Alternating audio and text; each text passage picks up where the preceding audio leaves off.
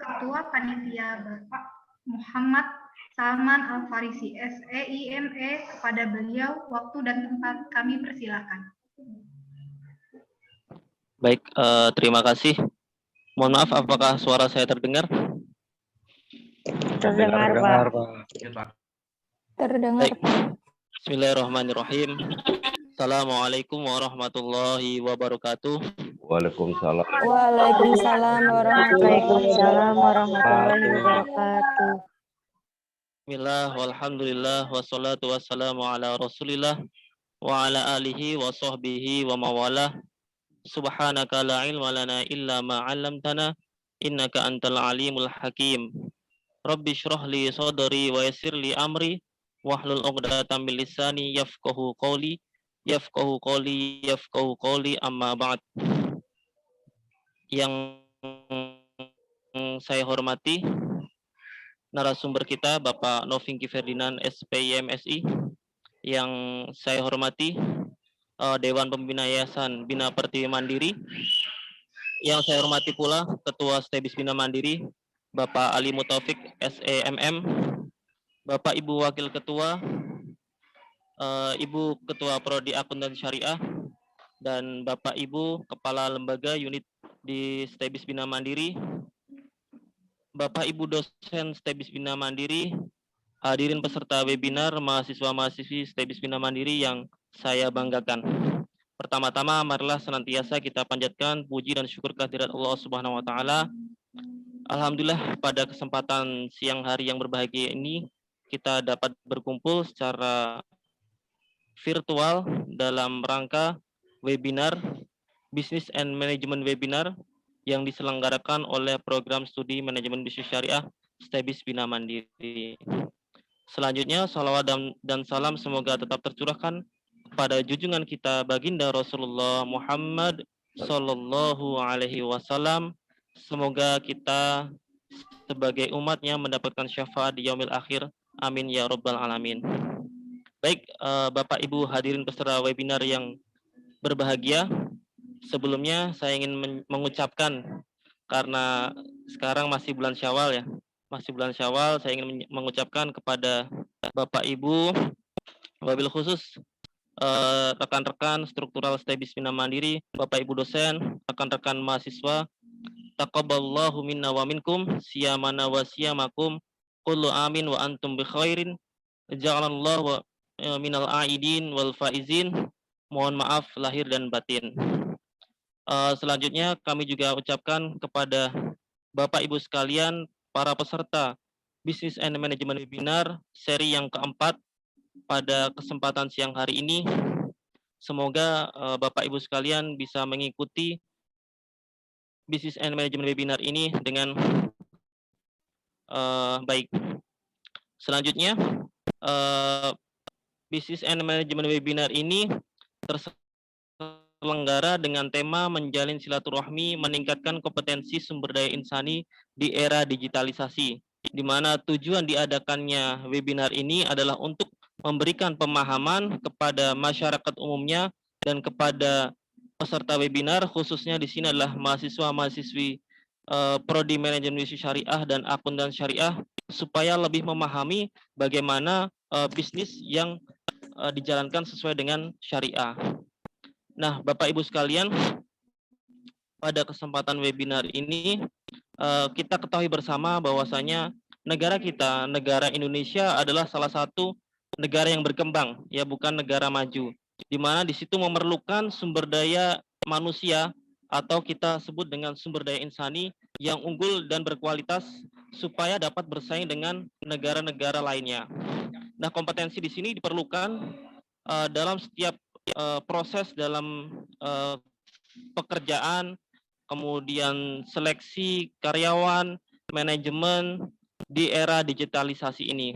Oleh karena itu diperlukan suatu usaha untuk memberikan informasi kepada para mahasiswa khususnya dan kepada masyarakat umum saat ini.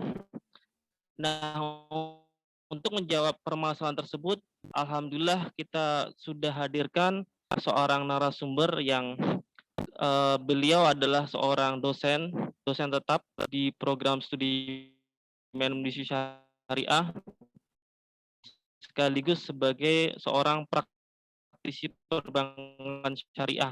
Jawab tantangan bagaimana sumber daya manusia di era digitalisasi saat ini. Baik Bapak Ibu hadirin peserta webinar yang saya hormati, kami selaku panitia ingin mengucapkan terima kasih kepada seluruh pihak yang telah mendukung acara webinar ini, terutama kepada rekan-rekan panitia. Semoga Allah membalas pahala yang berlipat oleh Allah Subhanahu wa taala. Amin ya rabbal alamin. Demikian sambutan yang dapat saya sampaikan. Mewakili panitia yang bertugas, kami mengucapkan mohon maaf yang sebesar-besarnya apabila dalam penyelenggaraan webinar ini terdapat banyak kekurangan. Dan semoga webinar ini, Business and Management Webinar seri keempat ini dapat mendatangkan banyak manfaat untuk kita semuanya. Terima kasih. Wallahul muwaffiq ila aqwamit thoriq. Wassalamualaikum warahmatullahi wabarakatuh. Waalaikumsalam warahmatullahi wabarakatuh. Terima kasih kepada Bapak Salman atas sambutannya. Kemudian kita lanjut ke sambutan yang kedua, yaitu yang akan disampaikan oleh Ketua STEBIS Bina Mandiri, Bapak Ali Mutaufik SEME. Kepada beliau, waktu dan tempat kami persilakan. Baik, terima kasih, Saudara MC. Bismillah, Assalamualaikum warahmatullahi wabarakatuh. Waalaikumsalam warahmatullahi wabarakatuh. Alhamdulillahirabbil alamin. Assalatu wassalamu ala asyrofil anbiya'i wa ala alihi wa sahbihi wa barik wa sallim ajmain, amma ba'du.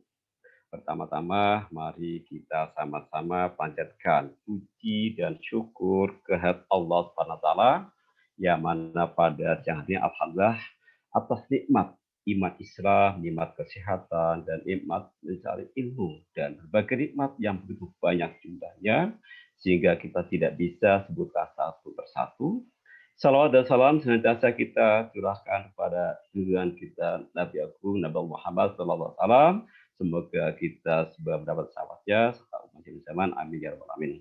Baik, yang saya hormati Wakil 1 Ibu Desti Kumala, Eskom MM, yang terhormati Wakil 2 Pak Eriandi, SPD MPD, yang saya hormati Wakil 3 Pak Sugeng Rianto, SP MP, dan yang saya hormati seluruh kepala unit yang ada di STEBIS Bina Mandiri, serta yang saya hormati Kaprodi, Kepala Program Studi Akuntansi Syariah dan Kepala Program Studi Manajemen Bisnis Syariah, serta narasumber yang saya hormati Pak Noviki, alhamdulillah sebagai staf hari ini, dan juga sebagai salah satu praktisi di lembaga keuangan perbankan syariah yang hari ini sebagai narasumber tentang materi, serta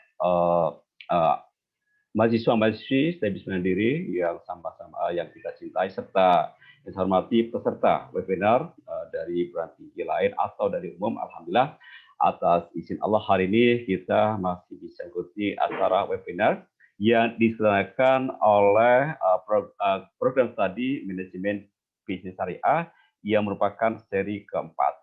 Artinya apa? Di salah satu yang menjadikan satu agenda di STEBIS Mandiri. Alhamdulillah setiap event berjalan lancar. Hari ini juga sesuai dengan program kerja yang dilakukan oleh masing-masing prodi.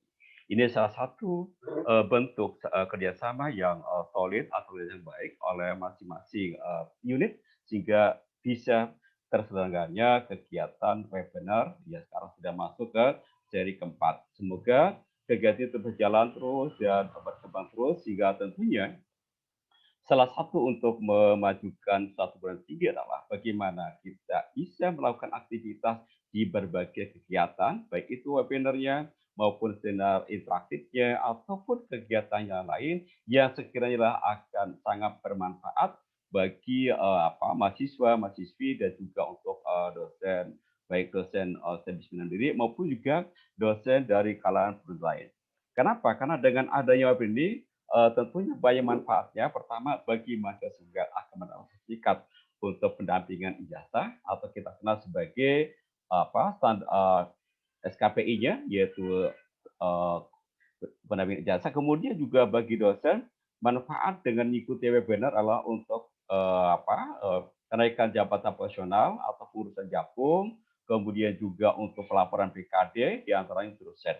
Jadi artinya dengan webinar ini banyak manfaatnya, baik dari sisi ilmu pengetahuan juga bertambah, dari sisi administrasi tentang akademik juga akan sangat bermanfaat. Ini yang perlu kami harapkan, semoga kegiatan ini terus berlanjut dan insya Allah ke depan untuk di program tadi akuntansi syariah, insya Allah juga akan menyerahkan event-event yang berbeda sesuai dengan bidang studinya, insya Allah. Ini salah satu yang harapan kami dari sekolah ketua strategi ekonomi bisnis syariah Bina Mandiri Direksi. Nah, ini yang perlu kami sampaikan. Dan saya terima kasih kepada Dewan Pembina Yayasan yang selalu memberikan suatu motivasi buat kami semuanya juga. Ini kegiatan ini juga atas dorongan dan juga atas motivasi serta atas kerjasamanya dengan yayasan, pertama baik itu ketua yayasan juga Dewan Pembina Yayasan Bina Pertiwi Mandiri. Artinya apa? Tanpa ada kerjasama dari yayasan dan juga Dewan Pembina Yayasan Bina Mandiri, maka STEBUS tidak akan bisa berjalan sebagaimana yang kita inginkan. Ini hal yang perlu kami sampaikan di dalam suatu kegiatan atau rangkaian kegiatan yang ada di STEBUS Bina Mandiri. Yang berikutnya adalah yang berkaitan pada saat ini webinar yang akan diselenggarakan atau yang akan sebagai narasumber Pak Novinki, yaitu berkaitan tentang tentang sumber daya manusia insani di era digital. Nah, ini salah satu revolusi industri 4.0, bahkan sekarang sudah masuk ke 5.0 ya, bahkan atau kemudian kita sudah masuk ke 6.0 malah ya sebenarnya. Artinya apa? Walaupun kita sebagai negara berkembang, insya Allah tentunya kita tidak akan tertinggal dan tidak akan ketinggalan dengan apa yang terjadi di dalam satu dinamika tentang teknologi. Apalagi kalau kita melihat ada beberapa kategori di dalam satu generasi tentang kita masuki era generasi yang ada 6 generasi manusia. Jadi artinya apa? Kalau kita berkaitan 6 generasi, yang pertama adalah termasuk ada generasi tradisional itu 1922 sampai dengan 45 lahirnya. Kemudian masuk ke generasi baby modern ada yang lahir 1946 sampai dengan 64. Kemudian generasi X ya, artinya berarti generasi itu generasi yang ketiga yang lahir pada 1965 sampai dengan 1960. Nah, keunikannya di dalam satu generasi X ini tentunya adalah mereka di dalam satu generasi yang betul-betul selalu melek dengan teknologi yang mereka walaupun belum begitu seperti generasi Z yang saat ini. Artinya apa? Di generasi yang boleh katakan X ini yang disebut sebagai kita kenal tentang bagaimana perubahan-perubahan terhadap perubahan orde baru yang menjadikan satu perubahan skala internasional yang menjadikan satu melek terhadap teknologi ya, maka tadi disampaikan oleh Kepala Prodi bahwa saat ini di era digitalisasi semua sudah menggunakan teknologi. Tanpa teknologi semua tidak akan bisa melakukan apapun. Ya, maka di generasi itu justru lebih banyak bagaimana menghadapi masalah konflik di dalam satu teknologi, mereka pun mampu mengatasinya. Ini salah satu di generasi tentang X. Artinya apa di situ memang di dalam satu generasi X itu lebih sebagian motonya adalah yang kita kenal dengan disebut generasi milenial itu sebenarnya ya. Artinya apa di sini bahwa di dalam mengejar lebih pada harta ya, ini kalau di dalam melihat pada hartanya yang di generasi milenial. Artinya bagi yang merasakan lahir di tahun itu, maka tentunya kita harus betul memahami. Sedangkan sekarang masuk ke generasi Z ya, yaitu yang lahir di 1965 dan juga 2020. Nah, ini artinya 44% dari generasi Z ini setiap detik, setiap menit mereka sudah selalu melihat medsos. Beda di generasi sebelumnya atau kita kenal dengan milenial atau juga generasi sebelum itu. inilah salah satu yang kita kenal bagi yang mereka atau kita-kita atau mahasiswa-mahasiswi ya yang lahir di tahun 1995 atau juga 2010 berarti masuk sebagai generasi Z. Artinya ini salah satu perubahan yang luar biasa sekali ya karena melek dengan teknologi ya. Kemudian ada lagi generasi yang terakhir yang keenam yaitu sebagai generasi alpha. Nah, artinya kalau generasi alpha lahir di tahun 2010 ke atas, mereka sudah diperkenalkan tentang teknologi atau gadget itu sejak mereka baru lahir. Nah, kita sama-sama perhatikan ketika kita ada salah satu di satu rumah sakit, ketika ada salah satu seorang muslim, mereka azan bukan dengan manusia tapi dengan handphone yang didengarkan melalui kupingnya. Berarti ini mereka yang lahir di generasi yang keenam atau kita kenal generasi alpha. Artinya mungkin akan merubah tentang bukan lagi manusia yang bekerja, tetapi yang akan lebih banyak adalah teknologinya. Nah, ini berdasarkan beberapa kita tahu persis di lapangan di generasi alpha ini atau yang lahir di generasi alpha, mereka seperti yang beragama muslim ketika diajarkan bukan manusia tetapi gadget yang menyampaikan atau yang didengarkan suara azannya. Inilah perubahan teknologi. Sama ya, hari ini adalah tema yang akan dibicarakan atau diskusikan atau akan disampaikan oleh Pak Noviki lah berkaitan tentang sumber daya manusia insani di era digitalisasi. Artinya apa? Inilah yang tentunya bahwa dunia tanpa batas, artinya nanti semua pekerjaan apapun dilakukan dengan teknologi, melakukan menyelesaikan permasalahan apapun juga dengan teknologi. Jadi tidak lagi dengan menggunakan manusia. Seperti beberapa tak belakangan ini seperti China. Mengatasi problem apapun mereka dengan teknologinya yang begitu canggihnya sehingga mampu mengatasi problem-problem yang terjadi dari berbagai permasalahan yang ada di dalam satu negara tersebut, bahkan secara internasional. Inilah peran teknologi yang dikatakan bahwa di era digitalisasi. Maka demikian bahwa di era ini kami harap untuk setelah mengikuti webinar ada manfaatnya dan kita bisa mampu mengaplikasikan sehingga dengan demikian bahwa generasi yang saat ini tentunya akan lebih maju lagi dan selalu boleh katakan mampu memanfaatkan teknologi dengan baik yang sifatnya untuk menghasilkan sesuatu. Baik itu menghasilkan tentang ilmu pengetahuan, juga menghasilkan tentang finansial atau juga menghasilkan suatu solusi di dalam problematika sosial yang ada tadi, juga termasuk tentang problematika dalam suatu organisasi atau perusahaan dikembangkan dengan teknologi. Karena ini yang perlu kami sampaikan. Saya yakin insya Allah di STEBIS inilah kita bersyukur semua teknologinya sudah terpenuhi, tercukupi, media apapun sudah tersedia, sehingga demikian salah satu kelebihan di STEBIS adalah kampus yang baru berdiri 2-3 tahun, tetapi kita semua sudah memiliki sarana dan prasarana yang luar biasa sekali, dan ini semua adalah berkat dari penjelajahan pendidikan tinggi yaitu Ketua Yayasan Bina Mandiri, Pasti Bina Mandiri, dan juga Dewan Pembina Bina Mandiri. Tanpa ada peran serta dari Yayasan Bina Pertiwi Mandiri, tentunya saya dukung tidak akan bisa berjalan dengan baik. Nah, ini salah satu yang ucapan terima kasih, apresiasi cukup besar buat Yayasan Bina Pertiwi Mandiri yang selalu memotivasi dan selalu memberikan fasilitas buat penyelenggaraan pendidikan di STEBIS Bina Mandiri. Insya Allah salah satu perkembangan ini akan selalu berkembang dan akan terus, dan kami berharap mudah-mudahan ada manfaatnya bagi kita semuanya di dalam satu tentang webinar ini yang disebut dengan BMW seri ke-4. Ya, ini salah satunya yang artinya salah satu momen yang boleh katakan istilahnya luar biasa sekali yang dicetuskan oleh ide dari Kepala Prodi Manajemen Syariah yaitu Pak Salman Al-Farisi. Jadi sebenarnya BMW itu salah satu kendaraan atau mobil yang harganya cukup fantastis, sehingga mudah-mudahan STEBIS akan bisa mengambil teknologinya dengan BMW-nya. Ya, itu yang perlu kami sampaikan. Ini salah satu. Ini sudah seri ke-4 ya.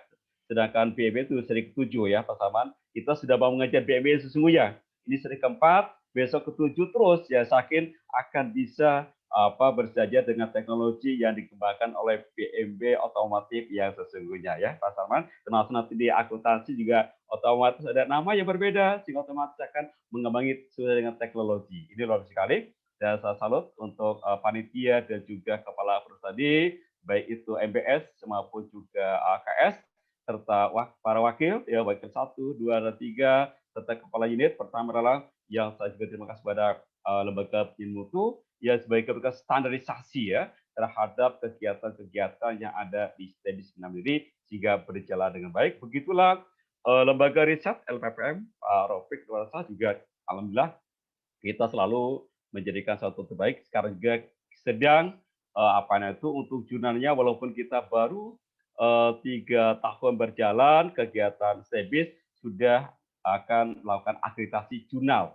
ya untuk jurnal akreditasi. Insya Allah kita berdoa mudah-mudahan kita bisa mendapatkan Sinta 4 walaupun baru 3 tahun berjalan. Masuk alhamdulillah kami juga sudah memiliki jurnal internasional untuk bisnis syariahnya dan kami juga ini salah satu kerja keras dari tim kami ya. Tentu itu harapan kami mudah-mudahan selalu terus diingatkan untuk ya akuntansi juga mudah-mudahan yang akuntansi A bisa mengikuti mensejarkan dengan MBS karena salah satu syarat untuk menjadi jurnal internasional harus ada review dari beberapa negara. Alhamdulillah kalau dari MBS diantaranya ada dari India, ada dari Pakistan, ada Malaysia, bahkan dari ada Bulgaria atau Nigeria ya.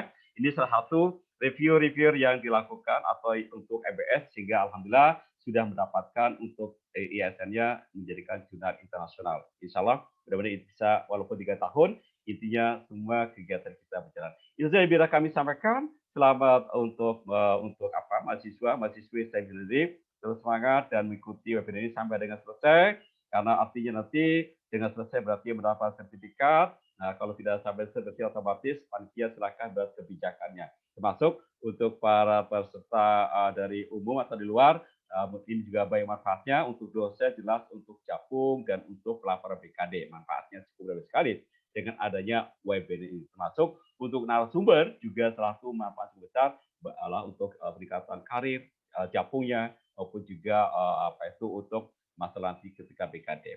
Itu saja yang bisa kami sampaikan dan sekali lagi saya ucapkan terima kasih kepada Yayasan Bina Pendidikan Mandiri yang selaku penyelenggara pendidikan di STEBIS Mandiri. Alhamdulillah sehingga bisa tentunya kegiatan seperti dan juga tak lupa terima kasih pada panitia ya panitia tentang webinar atau PMB seri keempat ini bisa berjalan dengan lancar sampai akhir. Begitulah para tim dari kreatornya, tim kreatifnya atau juga hostnya ya yang luar sekali juga alhamdulillah bisa ikuti ini. Kemudian juga para unit LPPM dan LPM dan juga para wakil ya mudah-mudahan kita bisa mulai termasuk juga terima kasih pada dosen-dosen STEBIS Mandiri dan staf yang bisa aktif dalam kegiatan kita. Dan itu yang bisa kami sampaikan selaku Ketua STEBIS Mandiri. Kurang lebih saya mohon maaf apabila ada kalimat atau ungkapan yang saya sampaikan kurang berkenan atau ada satu kata-kata yang kurang berkenan atau ungkapan yang menyinggung perasaan atau menyentuh hati Bapak Ibu peserta dan juga mahasiswa, mohon dimaafkan. Tak luput kita dari kilapan dan kealapan sebagai manusia biasa. Kalau benar semua dari Allah Subhanahu wa taala. Kalau salah itulah tempatnya manusia sebenarnya hilaf dan alpa. Jadi kata yang pantas kita ucapkan di akhir kata ini lain ucapan mohon maaf lahir dan batin kita masih suasana di Idul Fitri ya semoga kita semua diberikan satu karena Syawal itu salah satu pembersihan ya pembersihan dari segala aspek baik itu dari sifat apapun ya ini pembersihan bagi kita sama maka Syawal itu hurufnya 4 ya kalau kita kaji tentunya kita akan tidak ngaji Syawal ya itu luar biasa sekali ya. Oke, ada 4 huruf ini mengenai arti yang luar biasa sekali karena hari ini adalah momen begitu. Baik itu saja. Akhirul kalam. Wassalamualaikum warahmatullahi wabarakatuh. Waalaikumsalam warahmatullahi wabarakatuh. Mohon maaf Pak, sekaligus dibuka saja acaranya ya. Oke, baik. Terima kasih. Jadi sekaligus untuk Pak siang hari ini untuk acara PMB seri keempat, Sekolah Tinggi Ekonomi Bisnis Islam Syariah Bina Mandiri Cilengsi yang dimotori program tadi manajemen syariah. Dengan ini, dengan baca basmalah, kita buka acara ini. Bismillahirrahmanirrahim. Bismillahirrahmanirrahim. Silakan lanjut, Pak. Terima kasih, Pak. Baik, acara yang selanjutnya yaitu acara yang kita nanti-nanti, yakni pemaparan materi yang nantinya akan dipandu oleh moderator. Kepada Bapak Rizky Maulana ME, waktu dan tempat saya persilakan. Baik, terima kasih Saudari MC, Saudari Dewi Sandra. Bismillahirrahmanirrahim. Assalamualaikum warahmatullahi wabarakatuh.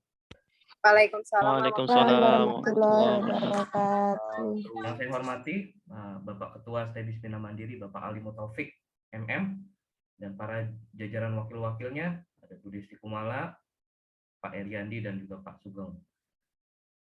Tak lupa saya juga yang saya hormati Bapak Ibu dosen yang telah hadir dalam acara ini, Bapak narasumber, Bapak Novingki Ferdinand, mahasiswa-mahasiswi yang saya cintai dan saya banggakan, dan juga peserta dari umum yang telah menyempatkan hadir di acara ini, meskipun secara virtual di hari Minggu ini yang harusnya kita istirahat, tapi kita tetap semangat untuk menuntut ilmu. Semoga pertemuan kali ini dapat bermanfaat bagi Bapak Ibu dan bagi mahasiswa-mahasiswa sekalian yang saya cintai. Sebelumnya, karena masih dalam kondisi Idul Fitri ya, kami mengucapkan minal aizin wal faizin. Saya pribadi mengucapkan kepada kepada Bapak Ibu hadirin sekalian, kepada mahasiswa, jika ada salah-salah mohon dimaafkan. Pertama-tama kita sapa dulu narasumber kita. Assalamualaikum Pak Novingki. Assalamualaikum warahmatullahi wabarakatuh. Bagaimana kabar Pak? Sehat? Alhamdulillah sehat. Gimana kabar Pak Rizky? Alhamdulillah Pak. Baik Pak. Baik. Langsung saja kita bacakan CV dari Bapak Novingki. Beliau bernama lengkap Novingki Ferdinand. Nomor HP di 0812 90 74487 dan email novingki.ferdinand@gmail.com. Latar belakang pendidikan beliau, 2005 beliau lulus sarjana dari Institut Pertanian Bogor. Wah, satu alma mater nih Pak kita. Di jurusan Sosek Pertanian ya Pak? Sosek Perikanan, Sosial Ekonomi Perikanan. Ya. Lalu pada tahun 2009 beliau lulus gelar magister pada Universitas Indonesia pada jurusan Ekonomi Syariah, Magister Sains. Lalu ada beberapa pencapaian-pencapaian beliau yang sudah dicapai sampai sekarang, yaitu sertifikasi risk management level 1 dan level 2, lalu asesor kompetensi baik dari LSP maupun dari BNSP, dan juga TOT, Training of Trainer Sustainable Finance, yang diselenggarakan oleh OJK ya Pak. Nah, ini pengalaman kerja beliau sebagai seorang praktisi perbankan syariah. Beliau nggak pernah jauh-jauh dari bank syariah. Pertama bekerja di bank BRI Syariah, lalu tetap di bank BRI Syariah tapi berbeda jabatan, lalu terkena merger ya Pak, jadi bank BSI sebagai risk model management. Semoga ilmu-ilmu yang disampaikan sekarang dapat diserap oleh teman-teman, karena ini adalah ilmu-ilmu yang berharga dari seorang praktisi bank syariah. Selain praktisi bank syariah, beliau juga bekerja sebagai akademisi sebagai dosen tetap di Stebis Bina Mandiri pada Prodi Manajemen Bisnis Syariah. Dan ini salah satu beberapa penelitian yang telah beliau lakukan. Selama 2 tahun beliau telah menerbitkan 7 atau 8 penelitian yang sudah diterbitkan di jurnal-jurnal nasional, baik dalam bidang penelitian maupun pengabdian kepada masyarakat. Ini kebetulan yang 2 yang terbaru nih kolaborasi sama saya nih. Itu dia profil beliau yang lumayan mentereng CV-nya gitu ya. Semoga kawan-kawan bisa mengikuti jejak dari Bapak Novingki ini. Baik, untuk mempersingkat waktu, kita langsung saja menuju materinya. Kepada Bapak Novingki, kami persilakan Pak. Baik. Terima kasih Pak Rizky. Bismillahirrahmanirrahim. Assalamualaikum warahmatullahi wabarakatuh. Waalaikumsalam. warahmatullahi wabarakatuh. Alhamdulillah, ala kulli hal, asyhadu an la ilaha illallah wahdahu la syarikalah wa asyhadu anna Muhammadan abduhu wa rasuluh. Pertama-tama terima kasih kepada STEBIS Mandiri yang sudah mengundang saya menjadi pembicara. Kemudian juga yang terhormat, tidak lupa kami sampaikan kepada Ketua STEBIS Bina Mandiri, kemudian Pak Ali Mutaufik, kemudian Bapak Ibu Wakil Ketua beserta jajaran struktural STEBIS Bina Mandiri, kemudian yang terhormat Bapak Ibu dosen dan juga rekan-rekan mahasiswa dan juga Bapak Ibu dan rekan-rekan sekalian dari di luar STEBIS Bina Mandiri. Perkenalkan, nama saya Novinky Ferdinand. Seperti tadi yang sudah disampaikan oleh Pak Rizky bahwa hari-hari saya selain sebagai akademisi dan juga praktisi di Bank Syariah Indonesia. Pada pertemuan kali ini, sebelumnya saya ingin mengucapkan taqabbalallahu minna wa minkum.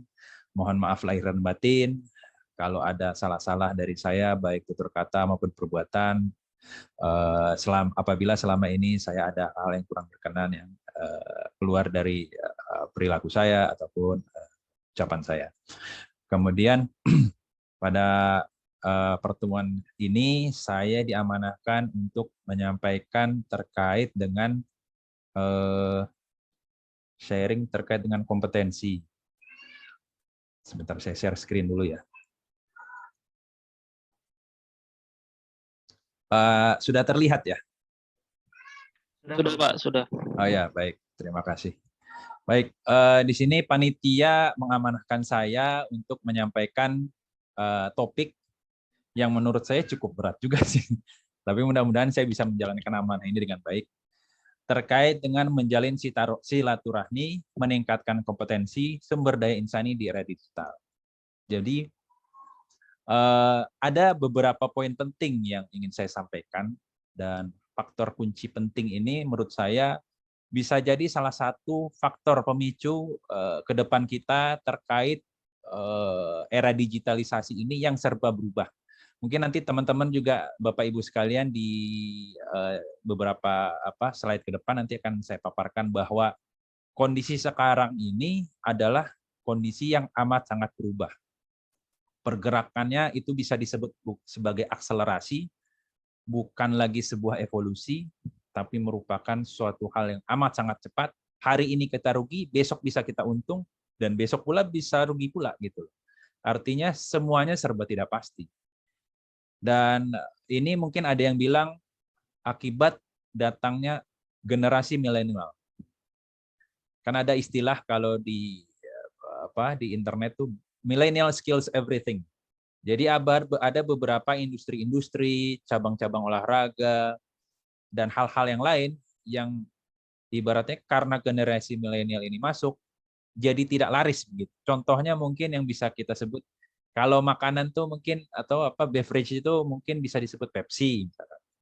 Ada kecenderungan Pepsi itu mungkin di generasi milenial Z ya, jarang ada yang kenal. Walaupun mungkin Coca-Cola masih ada. Kemudian ada juga olahraga yang kurang dapat peminat pada zaman generasi milenial ke sini. Seperti tenis, golf, itu kayaknya kalau ketika kita bilang, ayo kita main golf, kayaknya kelihatan banget tuanya begitu. Ya itulah beberapa di antaranya bahwa zaman sekarang ini merupakan zaman yang serba cepat. Sebenarnya zaman itu indikasinya bahwa akan semakin berubah dengan sama cepat adalah dengan adanya yang dinamakan kita WWW atau World Wide Web atau bisa disebut dengan internet. Pada zaman dahulu kita bisa lihat bahwa ada Yahoo, cukup terkenal, merupakan dominan sekali di sektor telekomunikasi khususnya di bidang internet. Namun hal itu tidak terlalu banyak memberikan dampak signifikan. Lalu kemudian muncul yang dinamakan Google. Sebuah mesin yang tampilannya sederhana, tapi bisa melakukan segalanya. Minta informasi apa, semuanya ada. Tanpa disadari, tiba-tiba Google menguasai semuanya. yang pada akhirnya mempengaruhi perilaku kita selama ini. Contoh, kalau kita ingin minta apa? Gimana cuaca hari ini? Kadang-kadang kita malas berpikir atau apa, tanya Google aja. Google Now atau Google It. Nah, dari situ bisa ketahuan. Kadang-kadang kita mau kemana? Lihat Google Maps. Apalagi kalau sekarang, khususnya yang kemarin-kemarin melakukan mudik, itu Google Maps amat sangat penting sekali. Nah, jadi itu tadi bahwa generasi sekarang harus benar-benar siap menghadapi perubahan yang amat sangat cepat, sehingga perlu bahan baku yang amat sangat cukup perbekalannya, sehingga teman-teman sudah siap menghadapi ketidakpastian. Nah, yang pertama mungkin saya akan coba kulik terkait dengan silaturahmi terlebih dahulu. Jadi ada beberapa item yang akan saya sampaikan, mudah-mudahan bisa mengena di Bapak Ibu sekalian terkait dengan pentingnya silaturahmi. Kalau dalam konteks ini kita akan berbicara kalau silaturahmi ini terkait dengan networking. Kemudian yang kedua adalah kompetensi sumber daya insani. Nah, yang ini juga menurut saya cukup penting. Yang ketiga, digitalisasinya juga hal yang cukup penting. Jadi kalau pertama kita akan coba cek. Nah, sebelumnya saya ingin sampaikan bahwa sebaik-baik manusia adalah yang paling bermanfaat bagi manusia yang lainnya. Jadi artinya apapun hal yang ingin kita bahas, pastikan semuanya memiliki dampak positif dan bermanfaat bagi kita semua. Karena khususnya bagi agama Islam, segala sesuatu yang ditonjolkan, yang dianjurkan, itu adalah sesuatu yang bermanfaat. Seperti ada hadis bilang, barang siapa yang menyayangi makhluk di bumi, maka penduduk langit pun akan menyayangi. Kurang lebih seperti itu ya. Mungkin nanti ada koreksi kalau daripada Ustadz kalau ada yang salah dari saya terkait itu ya. Baik, nah ini kita bahas terkait dengan silaturahmi. Jadi kalau kita bicara silaturahmi secara umum, dalam konteks agama, kalau kita biasa dengarkan bahwa silaturahmi itu menyambungkan tali persaudaraan. Bisa jadi dalam konteks sesama saudara, sesama saudara-saudara, atau saudara yang jauh. Kemudian juga ada juga saudara-saudara keluarga besar. Nah, kalau dalam Islam ini ada hal yang perlu kita tekankan bahwa bukan hanya masalah berhubungan dengan antar saudara, tapi juga antar saudara seluruhnya yang mempunyai se-circle gitu loh, yang mempunyai cita-cita yang sama, mempunyai interest yang sama, mempunyai hobi yang sama dan lain-lain. Dan yang paling penting adalah ini saya maksud di sini yang sesuai dengan hadis ini, tidak masuk surga orang yang memutus silaturahmi. Artinya bahwa hubungan silaturahmi itu tidak hanya mencoba membangun hubungan, tapi juga apabila sudah terjadi hal-hal di mana suatu hubungan itu sudah terputus, kita punya misi untuk gimana caranya merajut hubungan itu kembali. Sehingga penekanannya adalah Islam itu mengekang hawa nafsu, tapi tidak mengikat sama sekali untuk tidak bisa bergerak. Artinya bisa bergerak tapi hanya terbatas. Karena kita ini makhluk sosial. Ada hak-hak kita secara individu, tapi hak itu tidak bisa berlaku secara luas karena ada hak orang lain pula di situ. Seperti halnya kita berzakat atau bersedekah. Contoh zakat fitrah. Pada harta kita itu ada hak orang lain. Jadi kalau kita bilang ini harta gua, nggak bisa begitu. Karena di situ ada hak orang lain, ada di harta kita. Jadi makanya penekanannya terkait ini itu yang harus kita sampaikan, bahwa selain kita merajut silaturahmi, kita juga perlu membina hubungan yang apabila dulu sempat hubungan itu rusak, kita harus rajut kembali. Seperti itu yang terkait silaturahmi dalam konteks agama. Nah, apa manfaatnya dari adanya silaturahmi atau networking? Kalau kita biasa dengar bahwa silaturahmi itu kan memperbanyak rezeki. Artinya kalau biasanya pengusaha nih biasanya yang suka ngomong gitu. Walaupun karyawan pun ada juga yang hal-hal seperti ini. Kalau kita bisa bilang untuk yang contoh dari memperbanyak rezeki, kalau misalkan kita sebagai pengusaha misalnya, kalau kita misalkan melakukan atau memiliki network yang banyak, probability atau peluang bisnis itu akan makin dikenal, saluran-saluran atau corong-corong penjualan itu makin luas, itu akan lebih banyak. Karena adanya networking itu. Sehingga peluang kita memiliki income yang lebih besar, memiliki peluang yang lebih besar. Oleh karena itu, pentingnya memperbanyak rezeki, ya dengan adanya silaturahmi ini, makanya khususnya untuk pebisnis, itu amat sangat penting. Tapi ya network-nya network seperti apa? Network yang membangun vibe atau apa ya? Membangun hal-hal yang positif, bukan justru membangun hal-hal yang negatif. Jadi kalau bisa, ke contoh, dalam sisi network, kita bergaul dengan orang-orang yang jangan yang toksik. Kerjanya mengeluh, pemalas, yang hanya kerjanya cuman memiliki banyak alasan untuk menolak hal-hal yang baru. Seperti kita kayak sekarang ini, perubahan amat sangat cepat, gimana caranya kita bisa mengikuti perubahan tersebut. Kalau kita nggak mengikuti perubahan tersebut, kita akan habis dilindas oleh perubahan tersebut. Contoh, kalau kita mau ngambil contoh sederhana, pada zaman-zaman tahun 2000-an dulu, bagaimana Nokia berjaya dengan merek-merek, dengan handphone-handphone yang keren-keren. Di sana belum ada itu yang namanya iPhone. Samsung bukanlah sesuatu hal atau handphone yang mentereng seperti zaman sekarang. Kemudian dalam tanda kutip, Nokia berlagu agak sombong ketika banyak muncul handphone merek baru dengan konsep yang berbeda. Contohnya BlackBerry. Pelan tapi pasti Nokia mulai dilindas, BlackBerry mulai muncul. BlackBerry pun ternyata mengikuti jejak seperti halnya Nokia. Sombong dalam tanda kutip, tidak mau mengikuti perubahan dan melihat fenomena-fenomena yang terjadi, akhirnya terlindas karena adanya terobosan yang dilakukan oleh iPhone beserta Android. Dan pada akhirnya sampai sekarang iPhone dan Android berjaya dan terus melakukan perubahan-perubahan yang dramatis yang dilakukan oleh produk-produk tersebut, yang intinya membuat hidup kita semakin lebih mudah. Jadi sebenarnya ada semacam trade-off bahwa semakin mudah hidup kita, dalam tanda kutip semakin bodoh kita sebenarnya. Karena kalau kita lihat di contoh yang sederhana, kalau dulu sempat ada di YouTube-nya Renald Kasali menyatakan bahwa ada namanya yang sekarang Generation Strawberry. Generation Strawberry ini adalah ciri-cirinya adalah, jadi kalau teman-teman Bapak Ibu semua lihat, banyak status-status yang dikit-dikit healing. Aduh, aku lagi butuh healing nih.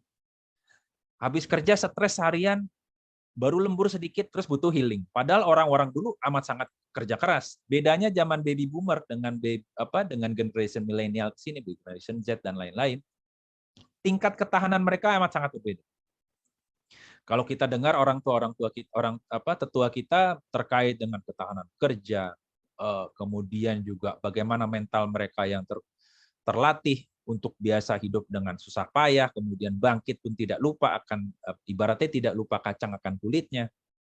Kita lihat perjuangan mereka. Tapi memang ada faktor bahwa memang dulu zamannya memang sudah sangat berbeda dengan sekarang. Zaman dulu makan dan lain-lain amat susah. Kalau sekarang dikit-dikit, wah kuliner di sini asik. Dikit-dikit di sini kulinernya asik. Apalagi kita lihat di media sosial. Kuliner dengan berbagai macam rasa, berbagai macam variasi. Ada kuliner dengan macam-macam misalkan soto mercon lah dengan level apa segala macam, berbagai macam hal seperti itu. Zaman dulu mana ada seperti itu. Jadi artinya memang karena kondisi itu makanya berubah. Oke, kita kembali ke manfaat dari silaturahmi. Kalau kita lihat selain memperbanyak rezeki, memperpanjang umur kita. Jadi kalau kita lihat contoh sederhana adalah pada saat kita lebaran kemarin. Kalau kita perhatikan dalam jangka waktu 2 tahun atau 3 tahun terakhir akibat COVID-19 yang merajalela, kita tidak memiliki kesempatan yang cukup untuk bisa bertemu dengan handai tolan saudara kerabat kita di kampung. Kalau sederhananya, setelah COVID ini mulai menurun, kemudian sudah mulai banyak akses-akses ke kampung yang mulai dilonggarkan.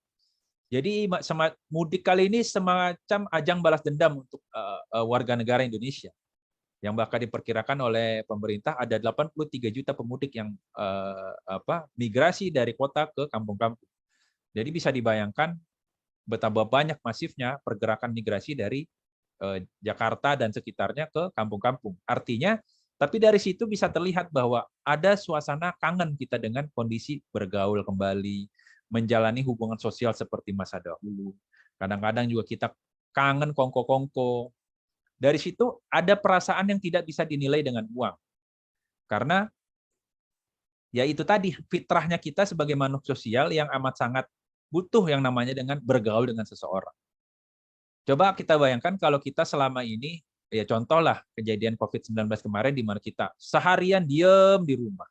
Kerasa banget. Jadi ada penyakit yang makin berat karena kita tidak melakukan apa-apa. Healingnya itu tidak ada karena healing kita ya bergaul dengan orang lain, ketawa ketiwi, kemudian melakukan hal-hal yang memiliki hobi yang sama dan lain. Seperti itu. Itu tadi salah satunya manfaat dari silaturahmi terhadap panjang umur. Kemudian adalah hal yang lain, menghibur kerabat. Nah, yaitu tadi kembali bahwa kita ini merupakan makhluk sosial, bahwa menghibur kerabat itu merupakan sesuatu hal yang memang fitrahnya kita. Kita senang dihibur, kita pun senang menghibur orang lain.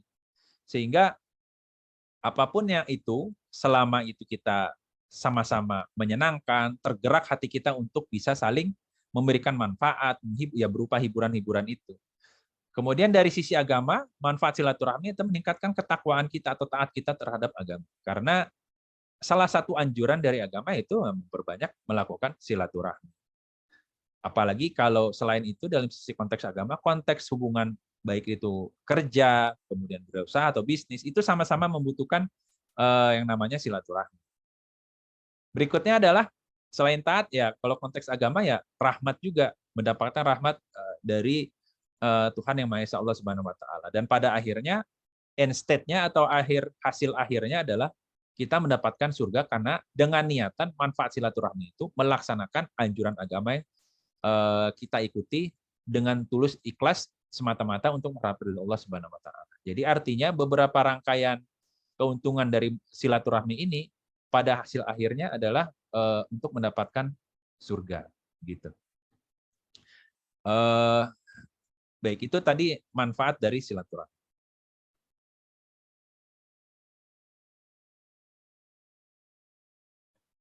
Nah, ini adalah beberapa hadis terkait dengan silaturahmi. Mungkin saya akan sedikit bacakan. Barang siapa beriman kepada Allah dan hari akhir, maka hendaklah ia memuliakan tamunya, dan barang siapa yang beriman kepada Allah dan hari akhir, maka hendaklah ia menyambung hubungan silaturahmi. Artinya seperti yang saya sampaikan tadi, kalau kita memiliki niat itu untuk menyambung silaturahmi, pastikan niatnya semata-mata untuk mengharap ridho Allah Subhanahu wa taala. Karena konteksnya di sini beriman itu biasanya nggak jauh-jauh dari hari akhir, orientasinya akhir. Berikutnya adalah silaturahmi bukanlah yang saling membalas kebaikan, tetapi seorang yang berusaha menjalin hubungan baik meski lingkungan terdekat merusak hubungan persaudaraan dengan itu. Nah, ini yang saya sampaikan tadi, bahwa silaturahmi itu bukan semata-mata menjalin hubungan baik, tapi gimana caranya kita bisa membangun hubungan yang sempat rusak apabila sempat terjadi di waktu-waktu yang lalu. Jadi artinya selain membangun, tapi juga merajut kembali. Dan itulah makanya di sini penekanannya bahwa silaturahmi itu ada dua hal. Yang pertama membangun, yang kemudian merajut kembali. Berikutnya adalah silaturahmi itu bukanlah saling membalas kebaikan. Oh ini double, sorry. Ini jadi sama konteksnya. Nah, berikutnya adalah kalau kita bicara konteks kompetensi. Jadi kalau kita lihat dalam konteks kompetensi, khususnya karir atau bisnis ya. Kalau kita bicara, itu banyak manfaatnya dari adanya silaturahmi ini. Mungkin di sini saya sampaikan ada beberapa item, ada 5. Yang pertama adalah dukungan karir berupa referensi, berdasarkan pengalaman pribadi. Jadi kalau kita contoh di dunia kerja ya, kalau dalam dunia kerja ini, referensi atau hasil dampak dari silaturahmi itu cukup penting. Jadi kalau teman-teman, khususnya teman-teman yang ikut organisasi apapun itu ya, baik BEM atau organisasi profesi atau organisasi di luar, organisasi pemuda atau organisasi apapun itu namanya. Saya sarankan tetap ikut terus dengan niat untuk membangun relationship yang baik, silaturahmi yang baik, dan mudah-mudahan dari situ kita bisa mendapatkan pengalaman yang berharga. Bagaimana menghadapi dengan teman-teman yang misalkan yang menyebalkan, bagaimana teman-teman menghadapi teman-teman yang tidak peka terhadap kondisi lingkungan, misalnya. Bagaimana menghadapi teman-teman yang tidak menyenangkan, dan hal-hal seperti itu. Bagaimana menghadapinya, bagaimana situasi kita terkait, bagaimana menyikapinya, gitu. Dan hal-hal seperti itu. kalau kita memiliki pengalaman yang cukup terkait itu, di karir itu memiliki peluang bahwa dia akan lebih bisa cepat beradaptasi dibandingkan dengan orang yang kerjanya hanya kuliah. Makanya kalau kita lihat ke belakang, flashback ke zaman-zaman dahulu, di mana BEM masih kuat ya, beda dengan sekarang. BEM itu masih kuat, organisasi profesi dan lain-lain masih kuat. Hubungan ikatan antara organisasi itu masih oke. Dulu ada HMI, kemudian ada juga KAHMI dan GMNI dan lain-lain. Kita lihat bahwa rata-rata orang-orang yang di perusahaan ataupun ikut jadi aktivis dan lain-lain itu biasanya karena mereka terbiasa ikut dengan organisasi, terbiasa berbicara di depan publik, kemudian terbiasa mereka menghadapi situasi-situasi yang pelik. Kemudian juga selain itu, ketika kita memiliki banyak jaringan, ya ini tadi, kalau kita bicara dengan konteks karir, kita bisa mendapatkan dukungan. Jadi contoh gini, misalkan ada suatu lowongan di suatu pekerjaan, misalkan BUMN. Dari sisi administrasi, kita posisinya sama-sama dengan yang lain. Artinya terbuka. Kita memiliki peluang yang sama, posisi yang sama dari sisi administrasi. Tapi ketika sudah masuk ke dalam internal seleksi di BUMN, otomatis orang-orang pasti akan melihat ini siapa-siapa sih yang masuk di lamaran lowongan ini, dan dilihat orang-orangnya, profilnya. Kalau kita pribadi, kalau misalkan saya selaku headhunter, calon perekrut SDM, saya akan lihat ini organisasi seperti apa. Dia pasti mengacu kepada persamaan pengalaman dari yang kita miliki, misalkan. Karena pengalaman kita itu yang kita tahu, kalau misalkan pengalaman di luar itu ya pasti kita nggak tahu. Dan juga misalkan gini, ada ikut HMI misalkan. Misalkan saya pribadi contoh, misalkan ikut HMI. Terus kemudian ada beberapa pelamar yang ikut HMI. Yang disorot biasanya orang-orang yang wah sama nih, menarik nih, pasti diberikan fokus khusus untuk itu, walaupun di luar pun sama. Tapi dia pasti memiliki perhatian khusus karena ya mereka wah nih tertarik juga nih. Pertama yaitu sama-sama alma mater organisasi dan lain-lain. Jadi secara umum ya hal ini sah-sah aja dan bukan sesuatu yang dibilang KKN. Tapi memang karena kemampuan dia sama dan kebetulan memang dia juga memiliki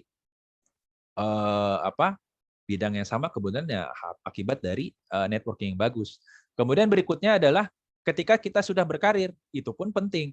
Karena kalau kita misalkan gini, contoh sederhana, kalau misalkan kita sudah bekerja, kemudian tiba-tiba ada perusahaan lain menawarkan pekerjaan ke kita.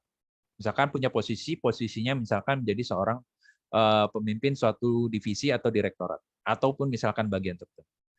Biasanya kalau orang sudah itu, coba kamu, ada nggak teman-teman kamu, coba tolong ajak juga deh, kita mau bikin tim yang solid nih, kita mau bergerak lari nih, supaya achievement kita bisa tercapai. Kira-kira kalau seperti itu, kira-kira dibuka lowongan secara umum atau lingkaran circle orang-orang itu? Saya yakin kemungkinan probability-nya pasti circle-nya dia yang dicari. Teman-teman terdekatnya dia yang dicari. Tidak mungkin dia buka lowongan khusus yang dia tidak tahu. Walaupun misalkan nih IPK-nya tinggi, kemampuannya oke, tapi attitude-nya gimana? Kemudian kemampuan dia beradaptasi gimana? Kemampuan dia di dalam tim gimana? Itu nggak ada yang tahu. Maka itu pentingnya kita networking itu sangat urgent. Kemudian berikutnya adalah bertukar ide. Nah, ini cukup menarik juga bahwa dengan melakukan pertukaran informasi, bertukar ide, apalagi sekarang banyak situs-situs yang menawarkan ide-ide yang bagus gitu ya. Seperti menurut saya ya di Twitter, kalau kita kelompok, karena gini ya, namanya sosial media itu kan tergantung kita sampai dengan pisau. Pisau itu bisa menjadi media yang jahat, bisa jadi media yang baik. Media yang jahat kalau pisau itu berada di tangan seorang penjahat atau seorang pembunuh. Tapi bisa itu menjadi sesuatu hal yang baik kalau misalkan dia berada di mak-mak yang baik yang kerjaannya masak melulu, dan atau menjadi di tangan seorang chef yang handal membuat masakan. Otomatis itu jelas merupakan suatu hal yang berbeda. Nah, sama dengan ini. Jadi dengan kembali ke bertukar ide, jadi dengan kita bersilaturahmi, banyak input-input atau insight-insight menarik yang bisa kita dapatkan dari orang-orang sekitar kita. Apalagi kalau kita biasa bergaul di luar pakem kita. Misalkan saya background-nya dari perbankan. Bisa jadi kita bergaul dengan orang IT, kemudian orang dari industri yang lain, misalkan industri mining, mineral, ataupun industri apalagi, industri jasa, industri perdagangan, dari pihak industri-industri di link dari pemerintahan dan lain-lain. Itu pasti kita mendapatkan insight-insight baru yang pada akhirnya bisa mengupgrade kemampuan kita dan pengalaman kita dan juga wawasan kita. Berikutnya adalah percaya diri. Ini otomatis kalau kita biasa bergaul, apalagi orang-orang yang bergaulnya dengan orang-orang yang positif. Contoh sederhana gini, mungkin ya ini mungkin bisa dibilang penilaian kecil-kecilan. Kalau kita bisa bilang kita berdiri, kita bandingkan antara percaya dirinya orang luar, khususnya orang Eropa, orang Barat, dengan percaya diri kita, kita bisa lihat kita memiliki perbedaan yang menurut saya masih cukup terlihat perbedaannya. Karena kalau di luar, mereka itu, mengapa mereka percaya diri? Karena mereka memiliki tim yang amat sangat support. Jadi lingkungan mereka sangat suportif. Contohnya pekerjaan-pekerjaan yang dinilai di kita, yang rendahan nih, nggak bagus nih, itu justru di luar negeri amat sangat dihargai. Contohnya apa? Perawat. Kalau kita lihat bagaimana treatment di Australia itu perawat itu gajinya sama dengan pegawai IT. Coba Anda kan perawat itu gajinya sama dengan pegawai IT. Sedangkan kita tahu IT itu gajinya tinggi-tinggi. Nah, di kita dibandingkan IT dengan perawat di kita itu amat sangat berbeda. Contoh yang sederhana lagi, guru. Bagaimana penghargaan di luar terhadap guru itu lebih besar. Gaji mereka luar biasa. Mereka fokus terhadap pengembangan pendidikan. Kalau di kita, kadang-kadang guru nyari sampingan lah atau apa. Karena mereka tidak bisa, karena mereka kebutuhan dasarnya, basic need-nya, mereka belum terpenuhi. Jadi ibarat kalau dari teori-teori psikologi, kalau kebutuhan dasar belum terpenuhi, boro-boro mikirin kebutuhan yang lain. Kebutuhan dasar aja belum terpenuhi.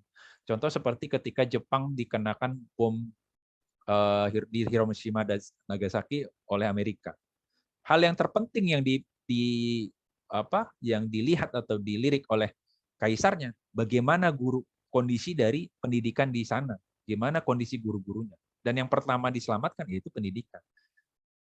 Nah, jadi di situ terlihat bahwa tingkat support kita terhadap pribadi, misalkan ada hal-hal yang sepele. Kalau di kita kan kadang-kadang diledek, mental kita kena. Kalau di luar kan, ayo kamu pasti bisa. Jadi semangat-semangat untuk saling supportnya pun ada. Nah, itu tadi kalau kita kembali terkait dengan percaya diri dikaitkan dengan silaturahmi, bahwa memang percaya diri itu linier dengan silaturahmi. Jadi semakin banyak silaturahmi, khususnya untuk yang lintas bidang, itu biasa kita akan mampu lebih percaya diri karena kita mempunyai pengalaman dan wawasan ketika kita berbicara dengan si A, kira-kira topik apa nih yang akan kita bahas. Ketika ke si B, ke topik apa yang kita bahas. Nggak mungkin kita berbicara dengan topik si A, si B, si C menggunakan topik yang sama apabila mereka memiliki pengalaman yang berbeda. Berikutnya adalah kalau di kita di dunia kerja, karir meningkat karena mereka dikenal.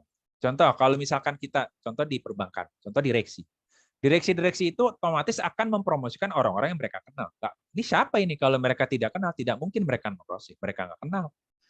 Track record-nya nggak ketahuan. Jadi boro-boro dipromosi. Mereka kenal aja enggak. Jadi peluangnya mereka agak lebih sedikit dibandingkan orang-orang yang dikenal karena pergaulan mereka bagus.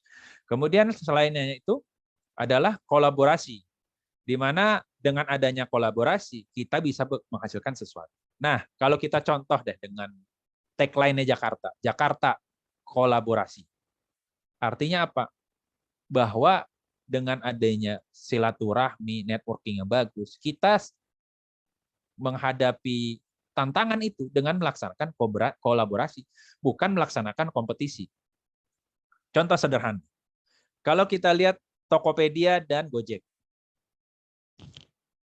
Kalau dulu juga kan sempat mau merger kan Gojek ini dengan Grab, tapi pada akhirnya batal. Tapi kita lihat sekarang Tokopedia kolaborasi dengan Gojek. Anda lihat valuasi. Yang ini yang kita bisa bilang ini era disrupsi ya seperti ini. Gojek itu dulu sebelum gabung dengan Tokopedia aja valuasi pasar atau kapitalisasi pasarnya aja sudah melebihi dari Garuda pada waktu itu belum rugi. Yang sekarang kita cukup prihatin melihat Garuda yang sedang merugi. Itu valuasinya luar biasa. Padahal Garuda sudah bertahun-tahun sejak kemerdekaan itu perusahaan berugi. Sedangkan Gojek baru seumur jagung, baru kisaran mungkin 5 tahun. Apalagi sekarang digabungkan dengan Tokopedia yang luar biasa valuasi. Kemudian ada juga kalau kita ingat dulu peristiwa di mana Gojek itu sempat ribut dengan sopir taksi, khususnya sopir taksi Bluebird. Karena mereka tidak cocok satu sama lain mengambil kue yang sama yang mengancam perut mereka lah ibaratnya begitu. Pada akhirnya mereka sekarang kolaborasi. Dan sempat saya tanyakan ke dari orang Bluebird sendiri bilang mereka kolaborasi dan akhirnya lumayan pendapatan perusahaan mereka naik signifikan karena mereka kolaborasi bukan berkompetisi. Maka itu kita lihat bahwa dengan adanya network, mindset kita pun harus dibetulkan dulu bahwa kita bersilaturahmi, memperluas network itu untuk berkolaborasi, bukan untuk mencari saing. Itu tadi untuk yang pentingnya silaturahmi dalam peningkatan karir. Nah, ini saya ingin inikan quote saja bahwa pentingnya ilmu dalam menghadapi sesuatu. Barang siapa yang hendak menginginkan dunia, maka hendaklah ia menguasai ilmu. Barang siapa yang menginginkan akhirat, hendaklah ia menguasai ilmu. Dan barang siapa yang menginginkan keduanya, dunia dan akhirat, hendaklah ia menguasai ilmu. Ini saya kutip untuk membahas ke topik kita yang berikutnya terkait dengan kompetensi. Bahwa kompetensi itu pasti erat kaitannya dengan yang namanya ilmu. Ilmu apapun itu, ilmu dunia, ilmu agama dan lain-lain. Makanya saya kutip dengan ini. Karena kalau kita berjalan tanpa ilmu, ibaratnya kita berjalan seperti orang buta, tidak tahu arah kita. Oke. Nah, ini mohon izin Pak Rifki, saya ingin mutarkan video klip terkait dengan kondisi sekarang yang di era yang serba disrupsi penuh dengan ketidakpastian. Nah, detailnya bisa di sini. Silakan Pak. Baik, terima kasih. Linknya nggak jalan ya. Atau saya aja yang setel Pak. Oh bisa, boleh. Bentar ya. Stop share dulu saya ya. Ya.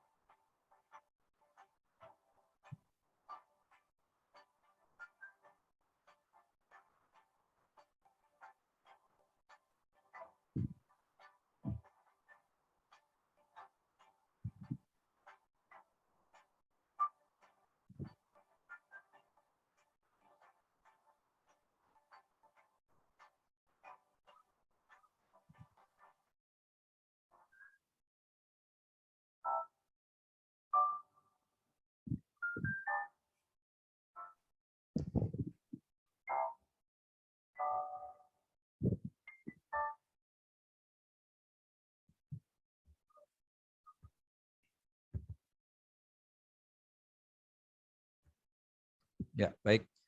Terima kasih Pak Rizky. Saya share screen lagi. Nah, kalau kita lihat dari video tadi, itu ada terkait dengan VUCA. Kalau kita lihat intinya itu adalah sebuah disrupsi. Artinya semuanya serba tidak pasti, agile, terus juga semua serba tidak pasti karena yang pasti itu yang ketidakpastian gitu. Dan yang pasti itu perubahan. Jadi kalau mau kita kalau mau kita mengikuti itu ya kita siap berubah. Contoh sederhana yang paling seru nih menurut saya pada saat Alibaba mau melaksanakan IPO kalau nggak salah di Amerika.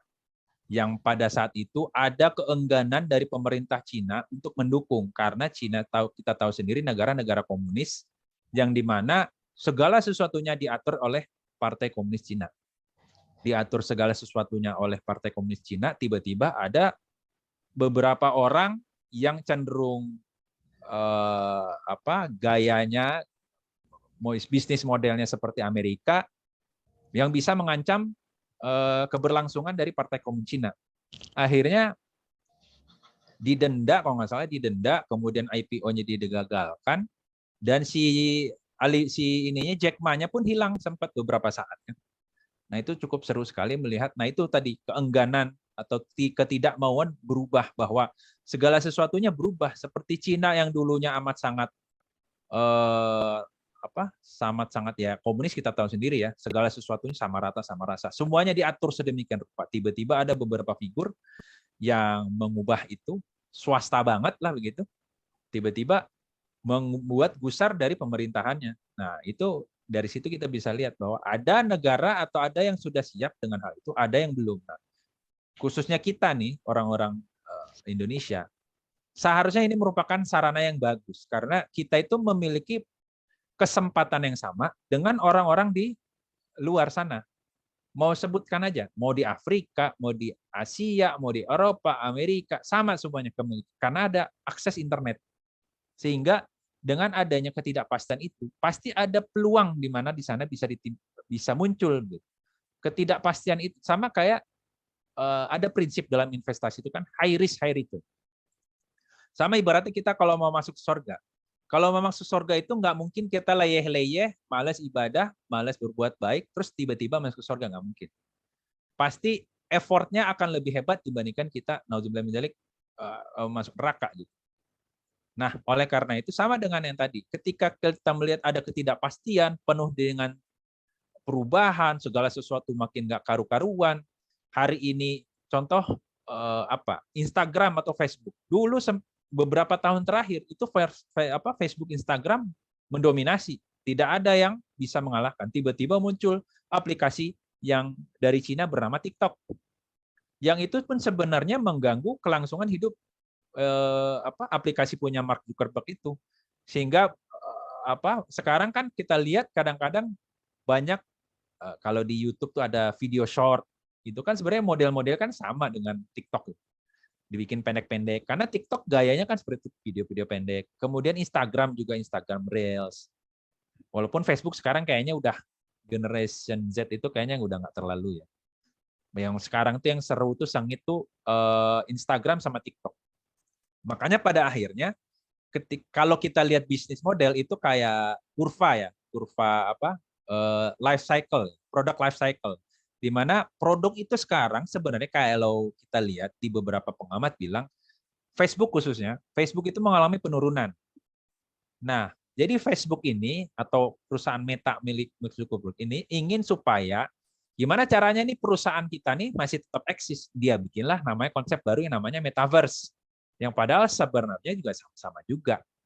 Digital juga demi keuntungan si Facebook juga, tapi konsepnya aja seolah-olah oke nih keren, padahal dulu kan kita juga sempat pakai kan augmented reality, virtual reality VR ya. Zaman-zaman dulu kasih handphone dengan pakai kacamata Google yang gede-gede gitu. Nah, tapi sekarang mungkin di rebranding lagi sehingga muncul Metaverse yang versinya Facebook yang lebih oke seolah-olah. Nah, itulah tadi bahwa pentingnya kita memiliki melihat peluang-peluang yang ada di balik ketidakpastian atau VUCA. Nah, mungkin Pak Rizky ada satu lagi nih terkait dengan pekerjaan-pekerjaan akibat digital transformation. Mohon izin Pak. Ya, makasih.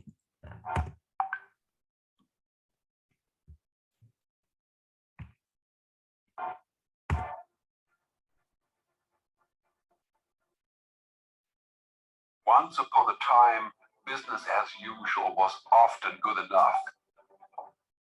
No more. Where we are going, good enough is dead. In a world where everything is connected, where everything is equally excellent, where performance is reaching perfection, there's only one space left to innovate. Right now, you are a central point in the raging tornado of change fueled by digitization, mobilization, augmentation, disintermediation, automation. Well, the list goes on. Science fiction is becoming science fact.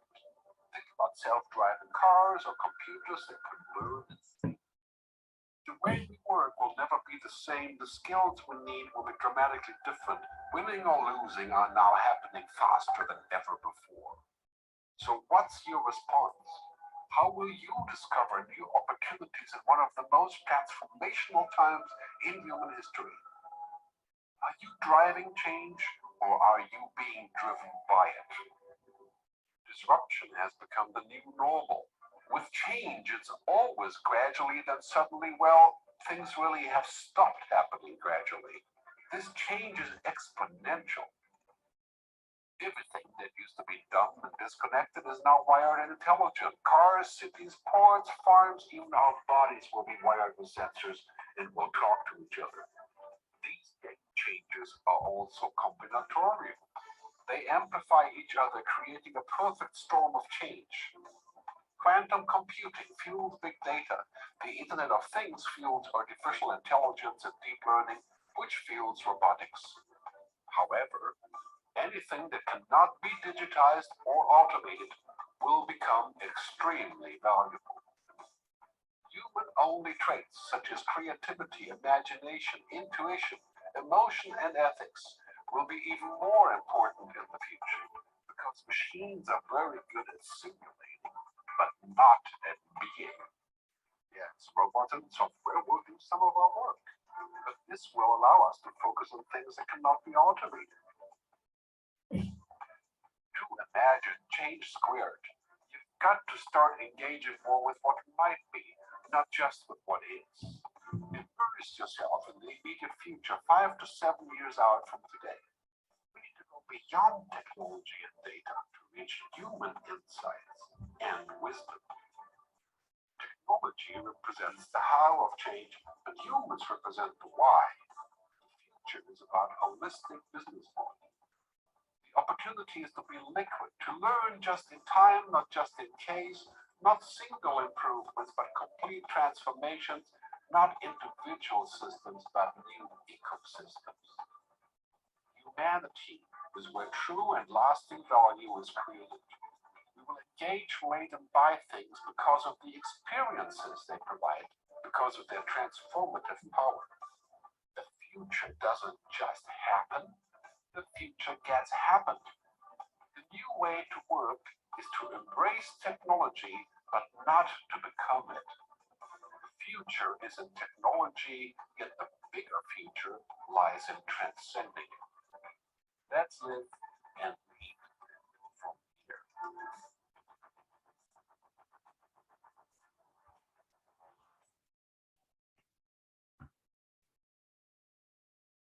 Ya, baik. Terima kasih, Pak Rizky. Saya lanjutkan kembali.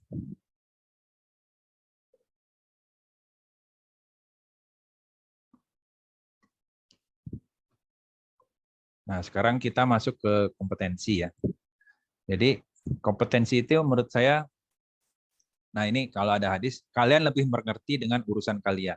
Artinya, kita diberikan kebebasan oleh agama untuk mengeksplor apa yang terkait dengan urusan dunia. Selama tidak melanggar aturan, eksplor sebisa mungkin sedalam. Makanya sekarang eranya ya seperti ini. Nah, tapi itu tadi ilmu penting. Makanya kita diberikan keleluasan untuk mengeksplor segala sesuatu dengan urusan dunia, tapi pastikan kita mempunyai mentor, mempunyai teman bertukar pikiran dan lain-lain, itu memang ahli. Kalau nggak ahli ya tentu kehancuran. Gitu kira-kira. Nah ini nih saya mau bahas sedikit terkait dengan cakupan kompetensi. Jadi kalau di kompetensi ini ada beberapa hal yang perlu kita butuhkan berdasarkan pengalaman dan referensi. Yang pertama adalah skills, kemudian skills ini kemampuan. Kemampuan itu bisa ada beberapa, kemampuan teknis, kemampuan manajerial, dan kemampuan soft skill. Jadi kalau skills ini contohnya hard skill. Hard skill ini secara umum ya, di organisasi atau bidang usaha manapun juga, sebenarnya contohnya itu bisa menguasai Microsoft Office, sederhana sekali. Kemudian menguasai, kalau sekarang karena era big data, biasanya dia meminta juga tambahan. Nah ini yang menurut kita PR dan tantangan juga. Tapi memang dengan adanya tantangan seperti itu, ininya juga rewardnya juga luar biasa. Ini saya ambil contoh dulu terkait skill nih ya. Sebelum. Halo Pak. Ya. Pak, maaf waktunya 5 menit lagi ya Pak. Oh udah habis. 5 menit lagi Pak, silakan Pak. Ya. Boleh. Habis waktunya ternyata. Ya udah saya mau kasih tahu ini aja lah. Terkait ini ya. Nah ini dulu. Ini saya kutip dari Ruang Guru. Karena waktunya tinggal 5 menit lagi. Ini di luar tanya jawab atau gimana? Betul Pak, ntar ada sesi tanya jawab. Oh ya udah. Jadi gini, kompetensi itu nih yang ini tadi bahwa nih yang ini nih yang tadi itu ada 4. Skill itu soft skill, attitude, mindset, dan knowledge. Kalau kita bahas terkait dengan skill. Belum di share screen Pak? Oh belum? Oh sorry. Share screen. Terkait ini nih, terkait dengan skill ya, saya mau bahas ini.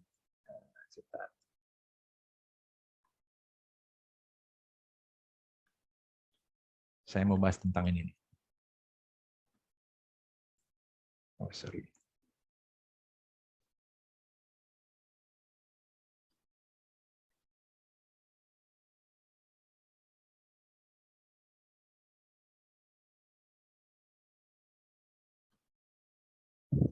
Nih, ini lagi tren nih. Sorry. Yang ini lagi tren sekarang. Model data scientist. Karena era big data, jadi orang itu memerlukan suatu hal yang dimana banyak ilmu yang diperlukan dikombinasikan sehingga membentuk suatu ilmu baru. Namanya data scientist. Ini sangat menggiurkan, tapi memang cukup berat. Tapi banyak yang diminta sekarang. Contoh terbaru kayak di BRI. BRI itu mereka merekrut orang, khususnya orang-orang data scientist seperti ini, bukan melalui bukaan umum, tapi mereka merekrutnya melalui perlombaan.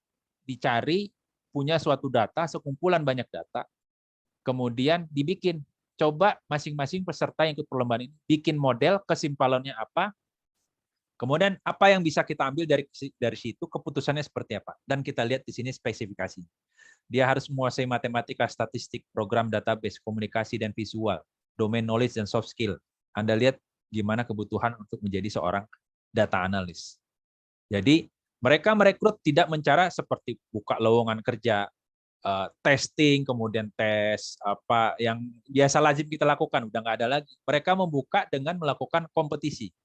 Ada lagi di L'Oreal kalau nggak salah itu rekan kerja saya, anaknya dia buka kompetisi itu, dia lakukan, kemudian dia merekrut itu untuk mengambil 3 terbesar dari kompetisi itu untuk mereka pakai untuk bekerja di sana dengan gaji yang menggiurkan. Dan bahkan mereka diberikan kesempatan untuk pergi langsung ke Perancis terkait dengan aktivitas mereka. Jadi artinya peluang-peluang itu banyak, kemampuan itu sebenarnya bisa kita lakukan. Jadi yang penting kita mau atau enggak. Jangan kita lihat takut atau enggaknya, tapi kita lihat aja bahwa itu merupakan suatu ini. Seperti itu. Nah, kemudian ini terkait dengan satu lagi nih, terakhir mungkin ya. Satu lagi terkait dengan mindset kita nih, terkait dengan mindset kita. Bahwa,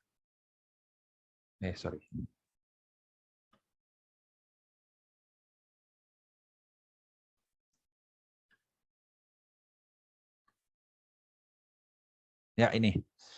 Mindset kita itu penting sekarang, apalagi sekarang nih, yang lagi in nih, yang lagi kekinian lah ibaratnya. Fixed mindset dengan growth mindset. Yang penting bagi kita bahwa kita tuh harus memiliki growth mindset.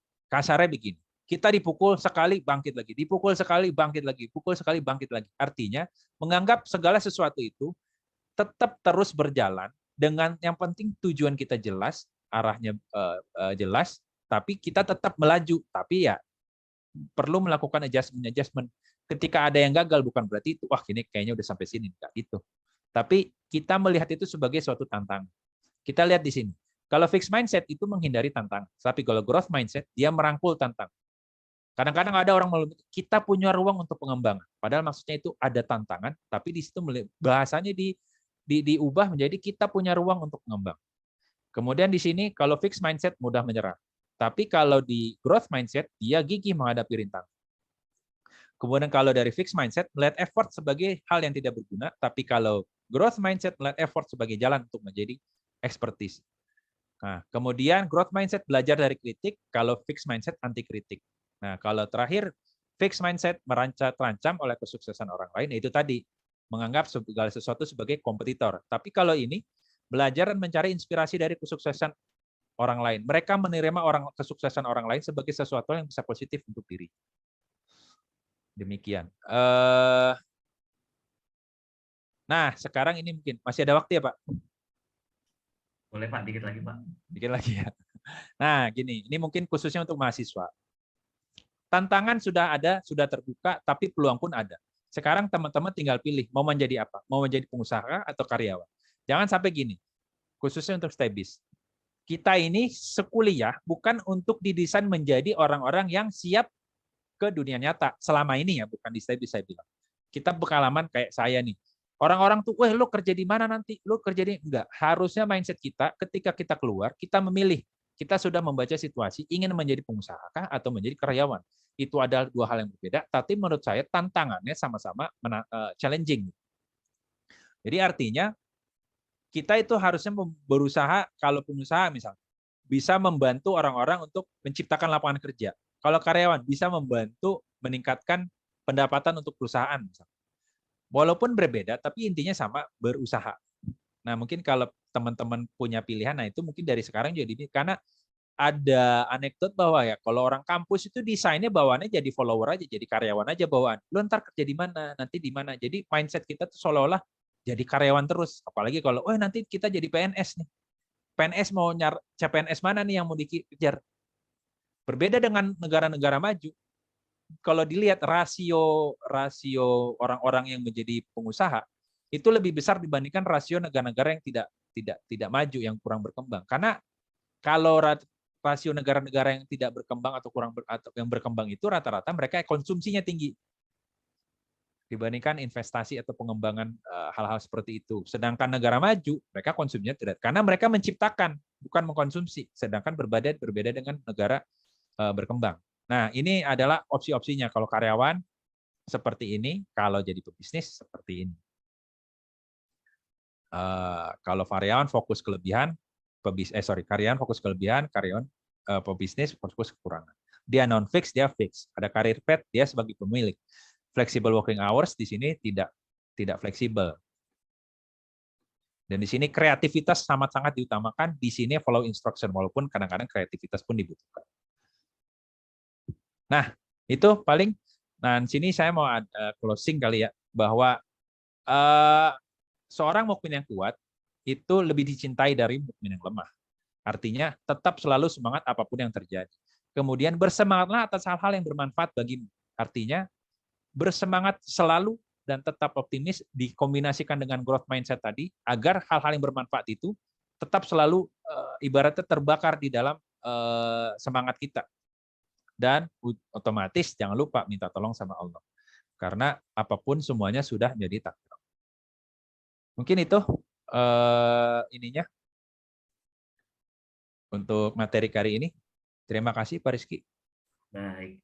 Terima kasih Pak Novinki atas. Kalau Pak paparannya di ini dulu ya. Karena setelah ini ada sesi ada tanya jawab ya. Ada sesi tanya jawab, baik. saya izin untuk menyimpulkan sedikit ya. dari Baik, Pak. yang sudah dipaparkan oleh Pak Rofiki tadi. Memang Pak, kalau pemaparannya menarik ini sulit untuk tepat untuk waktunya ya gitu Pak. Pasti latihan aja tuh. Pasti kita mau mungkin sampai sore juga bisa kita bicara ini. Gitu. Iya. Yang pertama memang silaturahmi ini penting ya, apalagi di era digital sekarang yang era serba cepat, serba tidak pasti gitu kan. Di mana era digital ini uniknya justru mungkin kita udah pernah dengar tuh, itu menjauhkan yang dekat tapi Iya. mendekatkan jauh gitu kan ya. Betul, betul. Kita sama temen nongkrong tapi tangannya main HP gitu kan ya. Iya. Bahkan suami istri pun ya sedang kalau nggak ada obrolan lain pasti kita main HP gitu kan. Iya. Tapi ya itu era digital tuh nggak harus bukannya tidak perlu diikuti ya, perlu diikuti juga gitu ya. Contohnya tadi Pak Noviki memberi contoh Yahoo dan Nokia gitu ya. Mungkin saya tambahkan lagi Kodak gitu ya Pak ya, perusahaan. Iya, iya. Ya. Salah satu kalau kita baca-baca gitu, kalau sering kita baca-baca itu salah satu blunder marketing terbesar tuh ya pada zaman itu ya Pak ya. Di mana perusahaan-perusahaan itu tidak mencoba untuk mengikuti justru nyaman Status quo ya. Nyaman dengan status quo-nya sendiri gitu ya. Iya. Sendiri itu bisa lah nanti teman mahasiswa baca-baca tentang blunder marketing itu. Lalu dikatakan tadi semakin mudah hidup maka manusia semakin bodoh gitu ya. Maka muncullah strawberry generation. Istilah untuk sebenarnya menyindir tuh. Istilah menyindir generasi-generasi muda zaman sekarang yang healing, dikit-dikit update kulineran dan lain sebagainya. Seolah-olah healing itu menjadi sebuah kebutuhan yang mana sebenarnya nggak terlalu butuh-butuh amat gitu ya. Bahkan dikatakan tadi healing sebenarnya itu adalah silaturahmi karena hakikat kita sebagai makhluk sosial gitu. Intinya kalau udah nongkrong, kalau udah ketemu teman-teman ya itu healing tuh. Itu punya efek penyembuh di hati kita masing-masing gitu ya. Lalu apa sih ini menarik nih inti dari slide pemaparan tuh, apa sih manfaat daripada silaturahmi ini gitu kan untuk pengembangan karir ya. Iya. Ada tadi yang pertama adalah dukungan referensi gitu ya.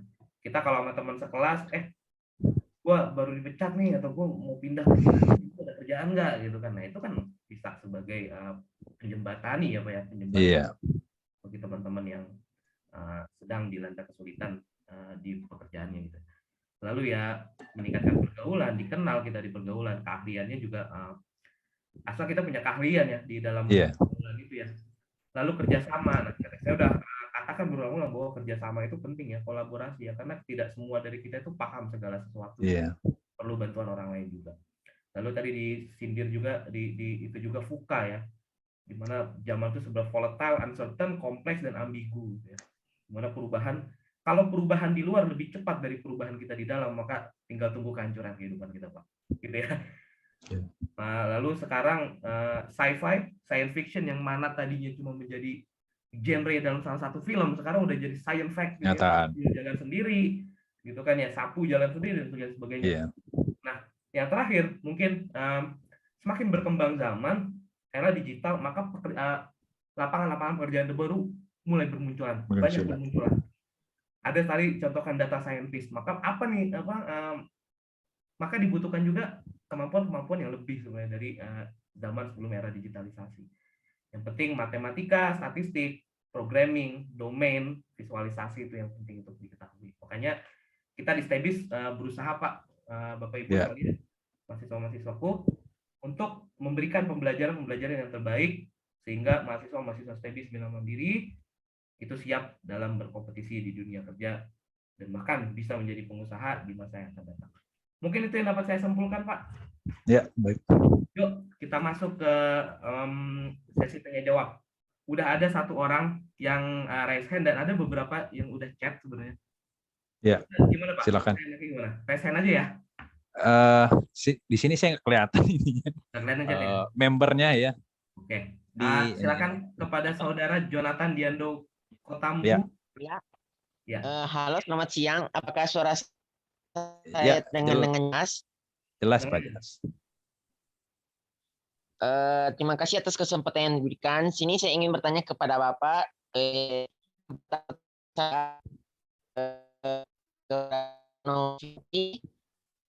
Mohon maaf, Pak. Eh, Agak itu ya. halo, Putus-putus, Pak. halo Pak, sudah dengar secara jelas Pak suara saya Pak? Iya, iya. Jelas. Silakan, Pak. Ya, ini Pak, wirausaha salah satu kiat menuju kemandirian dan kesuksesan. Namun situasi wabah COVID-19 serta ditambah kenaikan sejumlah kebutuhan pokok menyebabkan biaya operasional produksi bertambah dan minat konsumen beli pun menurun. Bagaimana cara kita mampu memproteksi diri secara personal branding dalam menjalin sistem komunikasi, sistem jual beli yang berbasis syairah dengan pembeli agar tercipta hubungan batin silaturahmi yang harmoni sehingga mampu tetap berdaya saing mutu di tengah arus globalisasi. Baru pertanyaan saya yang kedua, bagaimana kita dapat menciptakan suatu pola mindset growing dalam menjalin kolaborasi team working untuk menghasilkan suatu target atau goal yang kita ingin capai dalam satu meningkatkan kompetensi dalam satu bisnis, Pak. Itu saja, Pak. Terima kasih, Pak. Selamat siang. Selamat siang. Terima kasih Pak Jonathan. Selamat siang. Panjang juga. Panjang, Pak. Ya, yang nomor 1 kali ya saya coba ya. Baik, silakan Pak. Kurang lebih saya rangkum bahwa gimana caranya dengan COVID-19 ini, kondisi bisnisnya seperti apa gitu ya kira-kira ya kesimpulannya ya. Betul, Pak. Gitu bukan? Iya, Pak. Karena panjang. Ya betul ya. Oke. Jadi kalau untuk yang terkait COVID-19, jadi kalau kita bisa baca kondisi yang ada dan memanfaatkan itu menjadi sebuah peluang, menurut saya banyak orang-orang yang gugur, ibaratnya gugur tanda petik, bahwa mereka gugur itu karena tidak mampu melihat peluang di balik ketidakpastian yang ada seperti saat ini. Kalau adanya COVID-19 ini, kalau bisa kita lihat, sederhana aja, apa yang tumbuh dari situ? Apa indikatornya yang tumbuh di situ? Misalkan industri apa? Sederhana, mungkin kalau ini tinggi ya, Pak, jangan industri. Kira-kira kalau kita lihat di bisnis apa yang tumbuh? Dan kalaupun misalkan bukan bisnis modelnya seperti apa nih yang bisa membuat orang-orang yang bertahan itu justru makin besar cuannya, omsetnya. Kalau menurut saya sih belajar dari mereka yang justru dengan adanya wabah COVID ini menjadi suatu berkah bagi mereka. Dan kalau saya melihat mereka itu men-shifting bisnis model mereka dari bisnis konvensional menjadi bisnis yang dilakukan secara online. Walaupun mungkin ada beberapa hal yang tidak bisa dilakukan secara online, tapi menurut saya metode pemasaran yang dijadikan secara online seperti itu, sehingga spektrumnya lebih luas begitu. Spektrumnya lebih luas sehingga jangkauan dari pemasarannya lebih luas pula. Kalau misalkan terkait barangnya barang fisik, ya tinggal menggunakan apalagi sekarang industri logistik atau sistem usaha-usaha logistik kan banyak pilihannya dengan harga-harga yang cukup kompetitif. Kayak JNE dan teman-temannya itu kan banyak. Jadi artinya bukanlah sesuatu isu, tapi kita gimana caranya mengadopsi atau mencontoh para pebisnis yang mampu memanfaatkan atau merubah bisnis model mereka dengan memanfaatkan kondisi sekarang, yaitu ya menggunakan internet marketing. Jadi melakukan penjualan via online. Memang butuh waktu ya, tapi itu tadi kita harus berubah, kalau enggak kita dirubah oleh perubahan itu. Terus nomor 2 apa tadi? Nomor 2 apa ya, Pak Rizky? Nomor 2. Halo? Ya, gimana? Pak Jonathan. Bagaimana cara kita menciptakan suatu mindset growing secara psikologi di dalam suatu team working untuk dapat bisa dapat mencapai target atau goal yang ingin disepakati di dalam satu bisnis atau dalam meningkatkan suatu kompetensi yang ada, Pak. Itu saja, Pak. Ya, baik, makasih. Baik, kalau saya sederhananya gini, gunakan saja prinsip seperti menggoyah sepeda, Pak. Jadi kalau misalkan Bapak punya tujuan, misalkan kalau saya ke Bekasi misalkan dari Bogor, misalkan menggunakan sepeda.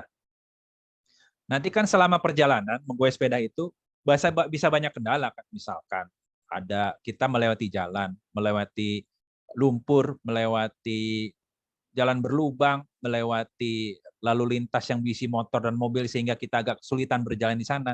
Tapi apa yang dilakukan? Kita tetap berjalan kan sampai ke Bekasi karena tujuan kita jelas. Jadi artinya kalau misalkan kita memiliki suatu tujuan yang jelas, apapun itu, yang penting kita tetap ngegoes, Pak. Jadi ibaratnya gagal sekali, kita evaluasi. Kenapa nih bisa gagal? Apakah apa yang perlu dievaluasi? Misalkan mungkin saya kurang pede misalkan.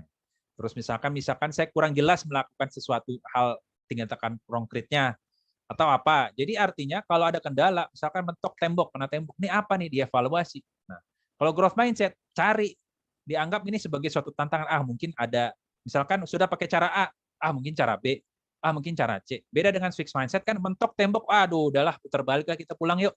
Nah, gitu. Tapi ya sama kayak sepeda, tetap aja jalan, mau lewatin kerikil, lewatin hujan, badai, dan lain-lain, tetap arah kita ke Bekasi, tetap ngegoes. Ibaratnya begitu. Kira-kira gitulah ilustrasi sederhana. Baik, Pak Novingki, jawaban yang sangat komprehensif ya. Semoga kita bisa mencerna itu apa yang tadi dikatakan, dan semoga kita memiliki growth, memiliki mindset yang terus berkembang ya seiring berkembangnya waktu. Lalu Pak, pertanyaan kedua nih Pak, masih ada 3 pertanyaan lagi Pak. Oh iya, silakan. Ini dari mahasiswa kita Pak Ajrian Syah. Iya. Ajrian Syah dari MBS Wabir. Assalamualaikum warahmatullahi wabarakatuh. Assalamualaikum warahmatullahi wabarakatuh. Izin bertanya Pak. Ya, silakan. Di era digitalisasi saat ini kan banyak sekali orang-orang yang dalam berbisnis itu ingin instan gitu Pak. Contohnya kayak investasi yang marak saat ini untuk mendapatkan hasil yang instan. Dan banyak game-game yang ini yang membuat sifat orang-orang saat ini tuh jadi malas-malasan kayak game slot online kayak gitu. Nah, pertanyaan saya Pak, bagaimana cara mengembangkan gitu SDM yang bisa bersinergi dengan revolusi industri 4.0 di era digitalisasi masa kini, sedangkan tingkat kesadaran dan kemauan orang-orangnya itu mulai menurun gitu Pak. Terima kasih. Pak Novingki, terima kasih. Game yang dimaksud Ajri itu game slot itu judi Pak, gitu Pak. Oke. Iya. Ya itulah makanya saya bilang tadi yang saya sampaikan generation strawberry. Karena gini, itu kan pengaruh sosial media juga ya. Kita bahas akar masalahnya dulu nih, menurut saya ya. Pertama itu asal mulanya itu karena adanya sosial media. Sosial media itu ajang di mana kita tidak bertemu dengan fisik, kita bisa melakukan apa saja tanpa ada risiko. Paling apa risikonya dibully, toh kita matiin laptop, ibaratnya matiin handphone, selesai kita. Nggak akan ada ujaran-ujaran yang lain tidak terlihat di handphone. Apalagi kita bisa pakai fake account atau akun-akun palsu. Contohnya sekarang gini, contoh di Instagram. Foto-foto yang kita lihat ada foto-foto yang mencerminkan keindahan. Apakah kira-kira kita bakal mencerminkan foto ketika lagi susah, lagi nggak ada duit, lagi jadi ngegembel, atau kita lagi terpuruk dan benar-benar ini banget deh? Apakah mungkin? Kira-kira menurut saya sih kemungkinannya tipis. Nah, kemudian apalagi misalkan di mana lagi? Di TikTok atau mana? Semuanya serba ingin mengasih tahu ini loh gua hidup ceria, hebat, tapi padahal orang nggak tahu di balik itu bisa jadi komposisi hidupnya 90% kesedihan, hanya 10% kebahagiaan. Tapi 10% kebahagiaan itu yang ditonjolkan ke sosial media. Nah, itu yang membuat segala sesuatunya kok semuanya indah ya. Jadi orang berpikir pengen cepat atau serba instan. Ya strawberry generation ini dikit-dikit healing, insecure lah, apalah yang kayak gitu. Kalau menurut saya, belajarlah dari para orang-orang di generation baby boomer. Gimana mental mereka, kehidupan mereka yang dari dulu, mereka mau makan kudu nyari beras dulu kayak atau dagang dulu kayak apa, mentalnya ditempa gitu. Makanya mereka betul-betul jadi. Tapi kalau dari sisi kreativitas, belajarlah dari orang-orang generasi sekarang. Jadi kombinasikan. Dan yang paling penting tetap belajar, ya growth mindset tadi, tetap mencari ilmu apapun itu, tetap mengayuh sepeda gitu loh kira-kira. Karena kita nggak tahu, dengan tentunya dengan izin Allah, dengan memohon pertolongan Allah supaya terus diberikan petunjuk bahwa apakah yang saya lakukan itu benar. Kalau benar, tolonglah kasih tolonglah beri petunjuk. Kalau misalkan salah, tolong juga beri petunjuk gitu kira-kira. Baik, itu Pak Rizky. Nah, terima kasih Pak Novingki.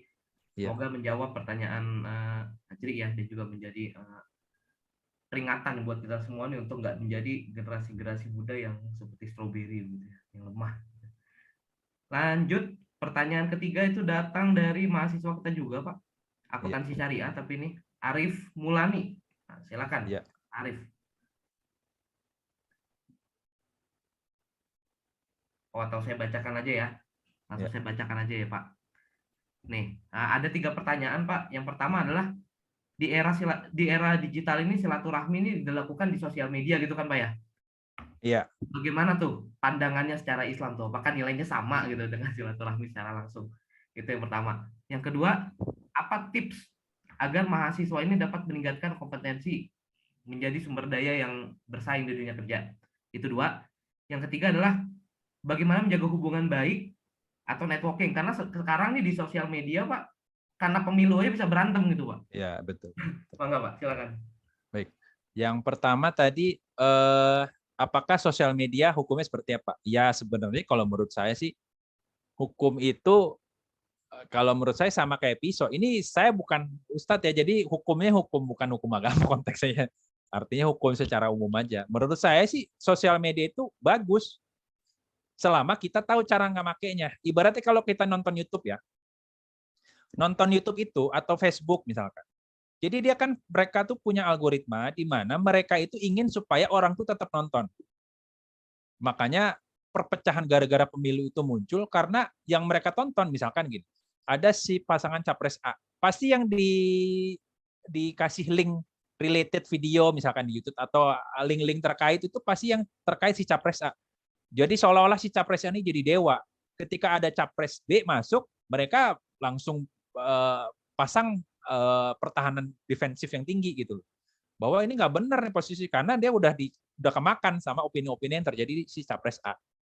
Nah, jadi si sosial media ini adalah sebagai pisau yang bermata dua.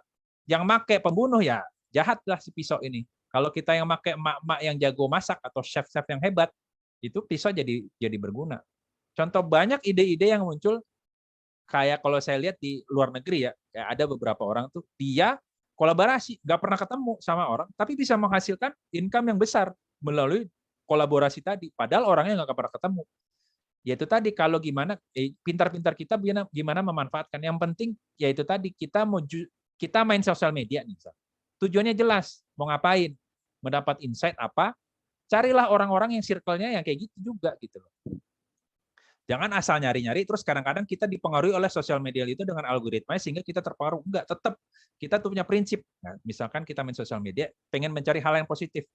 Nah, cari terus hal-hal positif dengan kita yang mengendalikan sosial media, bukan kita dikendalikan sosial media. Kira begitu. Itu nomor 1 ya. Kalau hukumnya saya pikir sah-sah aja. Tapi kalau terkait dengan ada hubungan dengan mungkin tanya ke Ustadz ya. Yang kedua tadi apa Pak? Lupa saya. Bagaimana agar mahasiswa ini dapat menjadi tenaga kerja dapat bersaing, Pak, di dunia kerja gitu, Pak? Ya.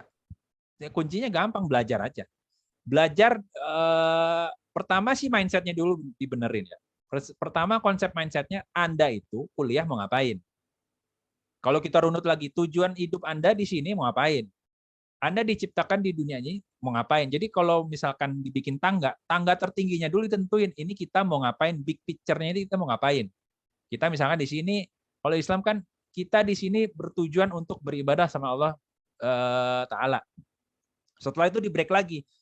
Ngelaborasi dari tujuan kita beribadah itu apa aja? Misalkan menjadi orang yang bermanfaat kita elaborasi lagi. Misalkan bikin konten-konten kreatif misalkan di sosial media.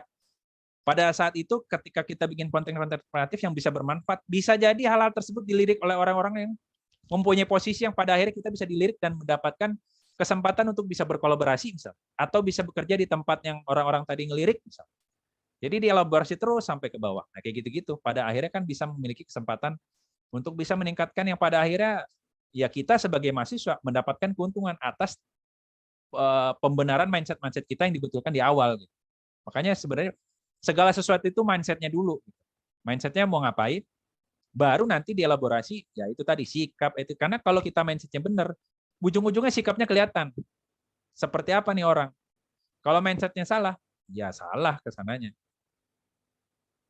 Gitu sih Pak. Mudah-mudahan jelas. Ya. Jadi sosial media itu sah-sah aja ya Pak ya, dipakai untuk Sah-sah media aja, iya. silaturahmi, Iya. asal jangan kitanya justru yang kebawa algoritma Iya, di sosial media itu betul. sendiri. Gitu ya. Menarik, menarik. Yang terakhir Pak, yang terakhir nih Ya. pertanyaan paling dari mahasiswa kita kayaknya, Ani Rahmanian. Ya. Mbak Ani Rahmanian. Katanya singkat ini Pak pertanyaannya Pak, tapi kayaknya jawabannya perlu elaborasi yang lebih luas ini.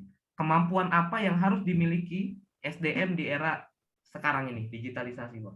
Karena kan tadi kita udah lihat banyak muncul lagi nih Pak lapangan-lapangan kerja baru yang tadinya nggak ada sekarang betul, ada. betul. Keahlian apa sih Pak yang harus dimiliki Pak?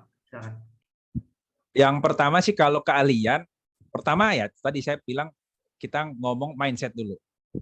Sebenarnya sih kalau tadi Pak Rizky bilang ada banyak peluang terbuka pekerjaan-pekerjaan baru, tapi di sisi lain ada juga banyak pekerjaan-pekerjaan yang udah runtuh, udah nggak ada lagi. Contoh teller, pada akhirnya nanti nggak ada. CS, kemudian itu yang kayak sekarang penjaga pintu tol udah nggak ada, yang kayak gitu-gitu juga. Nah, gimana caranya kita menghadapi itu? Pertama, mindsetnya dulu, mindsetnya siap untuk menghadapi perubahan, menganggap perubahan ini sebagai suatu tantangan yang seru lah. Yang kedua, kita memanfaatkan apa yang kita bisa untuk mengupgrade ilmu kita. Contohnya ya sosial media tadi. Lihat YouTube, konten-konten, channel-channel yang menarik yang bisa mengupgrade diri. Jangan nonton film, saya nggak bilang jangan nonton film Korea, karena saya nggak suka Korea. Tapi kalau menonton silakan aja. Tapi intinya tonton acara-acara yang bisa mengupgrade diri. Jadi intinya apa yang kita lakukan itu bisa bermanfaat untuk kita, yang bisa meningkatkan derajat kita lah lebih tinggi dibandingkan kalau kita tidak melakukan itu gitu. Intinya sih itu. Kemudian misalkan di Instagram, TikTok apa segala macam, lihat konten-konten yang mungkin bisa berisi ide-ide yang misalkan kita mau jadi bisnis yang bisa menghasilkan uang yang banyak, atau bisa terkait dengan psikologi, cara membina hubungan dengan orang lain, cara melakukan presentasi yang baik kayak gitu-gitulah. Itu sih ininya. Ya, baik. Berarti belajar dari pengalaman-pengalaman yang ada di YouTube, gitu ya, dan sosial media yang banyak konten-konten kreator yang sekarang nge-share itu gitu kan Pak ya. Kita betul. Bisa dari situ. Baik Pak, itu 4 pertanyaan yang tadi sudah dijawab semua, yang sebenarnya menarik semua itu pertanyaannya gitu kan ya, dan apa ya, membuka pemikiran kita lebih jauh lagi tentang era digitalisasi ini dan juga bagaimana kita dapat menghadapi era digitalisasi ini dengan baik dan sehingga kita nggak melewatkan begitu saja nih era ini gitu ya Pak ya. Terakhir Pak Novinki, halo Pak. Ya silakan. Terakhir Pak, closing statement dong Pak. Closing statement. Beberapa kalimat gitu Pak untuk menutup acara ini dan juga untuk menancapkan ilmu tadi ke dalam sanubari kita gitu Pak. Iya, baik. Baik, terima kasih Pak Rizky. Closing statement-nya apa ya? Intinya mungkin tadi hadis tadi yang menurut saya cukup menarik. Pertama, menjadi pribadi yang bermanfaat. Sebaik-baik manusia adalah hal yang bermanfaat. Sebaik-baik manusia adalah menjadi pribadi yang bermanfaat bagi orang lain, itu satu.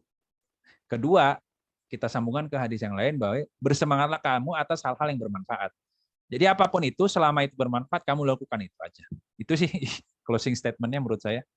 Singkat tapi bermakna gitu Pak ya. Baik, mungkin berakhir sudah pemaparan dari Bapak Novinki Ferdinand, SPI MSI, dan juga sesi tanya jawab yang sudah kita lakukan. Semoga ilmu yang diberikan oleh Bapak Novinki Ferdinand hari ini dapat menjadi pelajaran buat kita dan dapat menjadi pegangan kita ke depannya dalam menghadapi dunia yang diserba cepat dan terdigitalisasi ini. Akhir kata saya ingin mengucapkan terima kasih kepada Yayasan Bina Pertiwi Mandiri, kepada Ketua STEBIS Bina Mandiri, kepada panitia tidak lupa, dan kepada narasumber Bapak Novinki, dan juga para hadirin sekalian yang sudah hadir di acara kali ini. Akhir kata, saya mengucapkan minal aizin wal faizin, billahi taufik wal hidayat. Wassalamualaikum warahmatullahi wabarakatuh. Saya kembalikan ke Mbak Jessica sebagai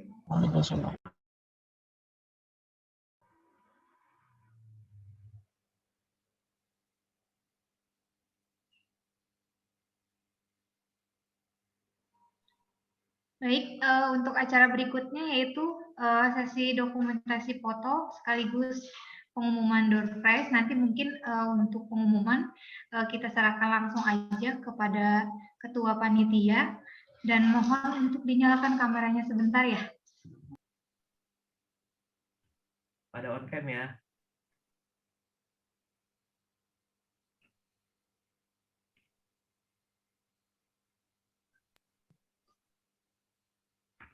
Tunggu dulu ya, masih ada yang belum Pada nyala. on cam semua.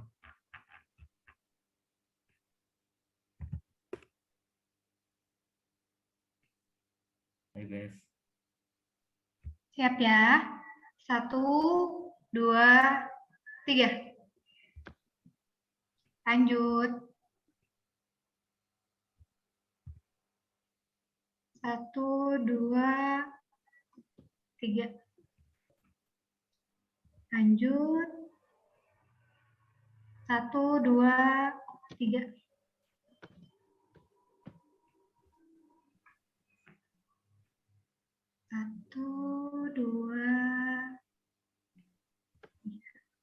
Sudah selesai ya. Untuk berikutnya mungkin pengumuman door prize akan disampaikan oleh Bapak Ketua Panitia kepada Bapak Salman. Waktu dan tempat kami persilakan. Baik, terima kasih. Mungkin langsung saja. Assalamualaikum warahmatullahi wabarakatuh. Sebelumnya terima kasih kepada Bapak narasumber dan juga rekan-rekan peserta webinar Business and Management Webinar seri keempat. Alhamdulillah telah usai dan di ujung acara ini izinkan kami untuk menyampaikan pemenang door prize buku karya dosen-dosen dari STEBIS Bina Mandiri. Di sini kami memilih untuk yang pertama buku pengantar bisnis, itu yang berhak untuk mendapatkan adalah dari pertanyaan-pertanyaan tadi, pertanyaan terbaik kami pilih dari Bapak Jonathan Diando Kotambun. Kemudian yang kedua untuk buku yang berjudul English Beginner adalah pertanyaan dari Bapak Arif Mulani. Ya, nanti bagi para pemenang door prize bisa menghubungi panitia untuk mendapatkan atau mengambil ataupun nanti bisa dikirim untuk pengiriman bukunya. Terima kasih. Demikian, wassalamualaikum warahmatullahi wabarakatuh. Waalaikumsalam warahmatullahi wabarakatuh.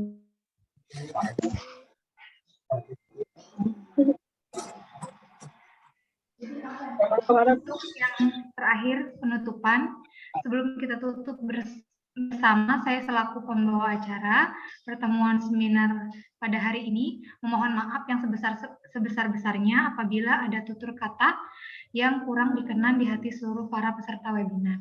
Sekian, mari kita tutup bersama acara webinar kali ini dengan membacakan hamdalah. Alhamdulillahirabbil alamin. Billahi taufik wal hidayah. Wassalamualaikum warahmatullahi wabarakatuh.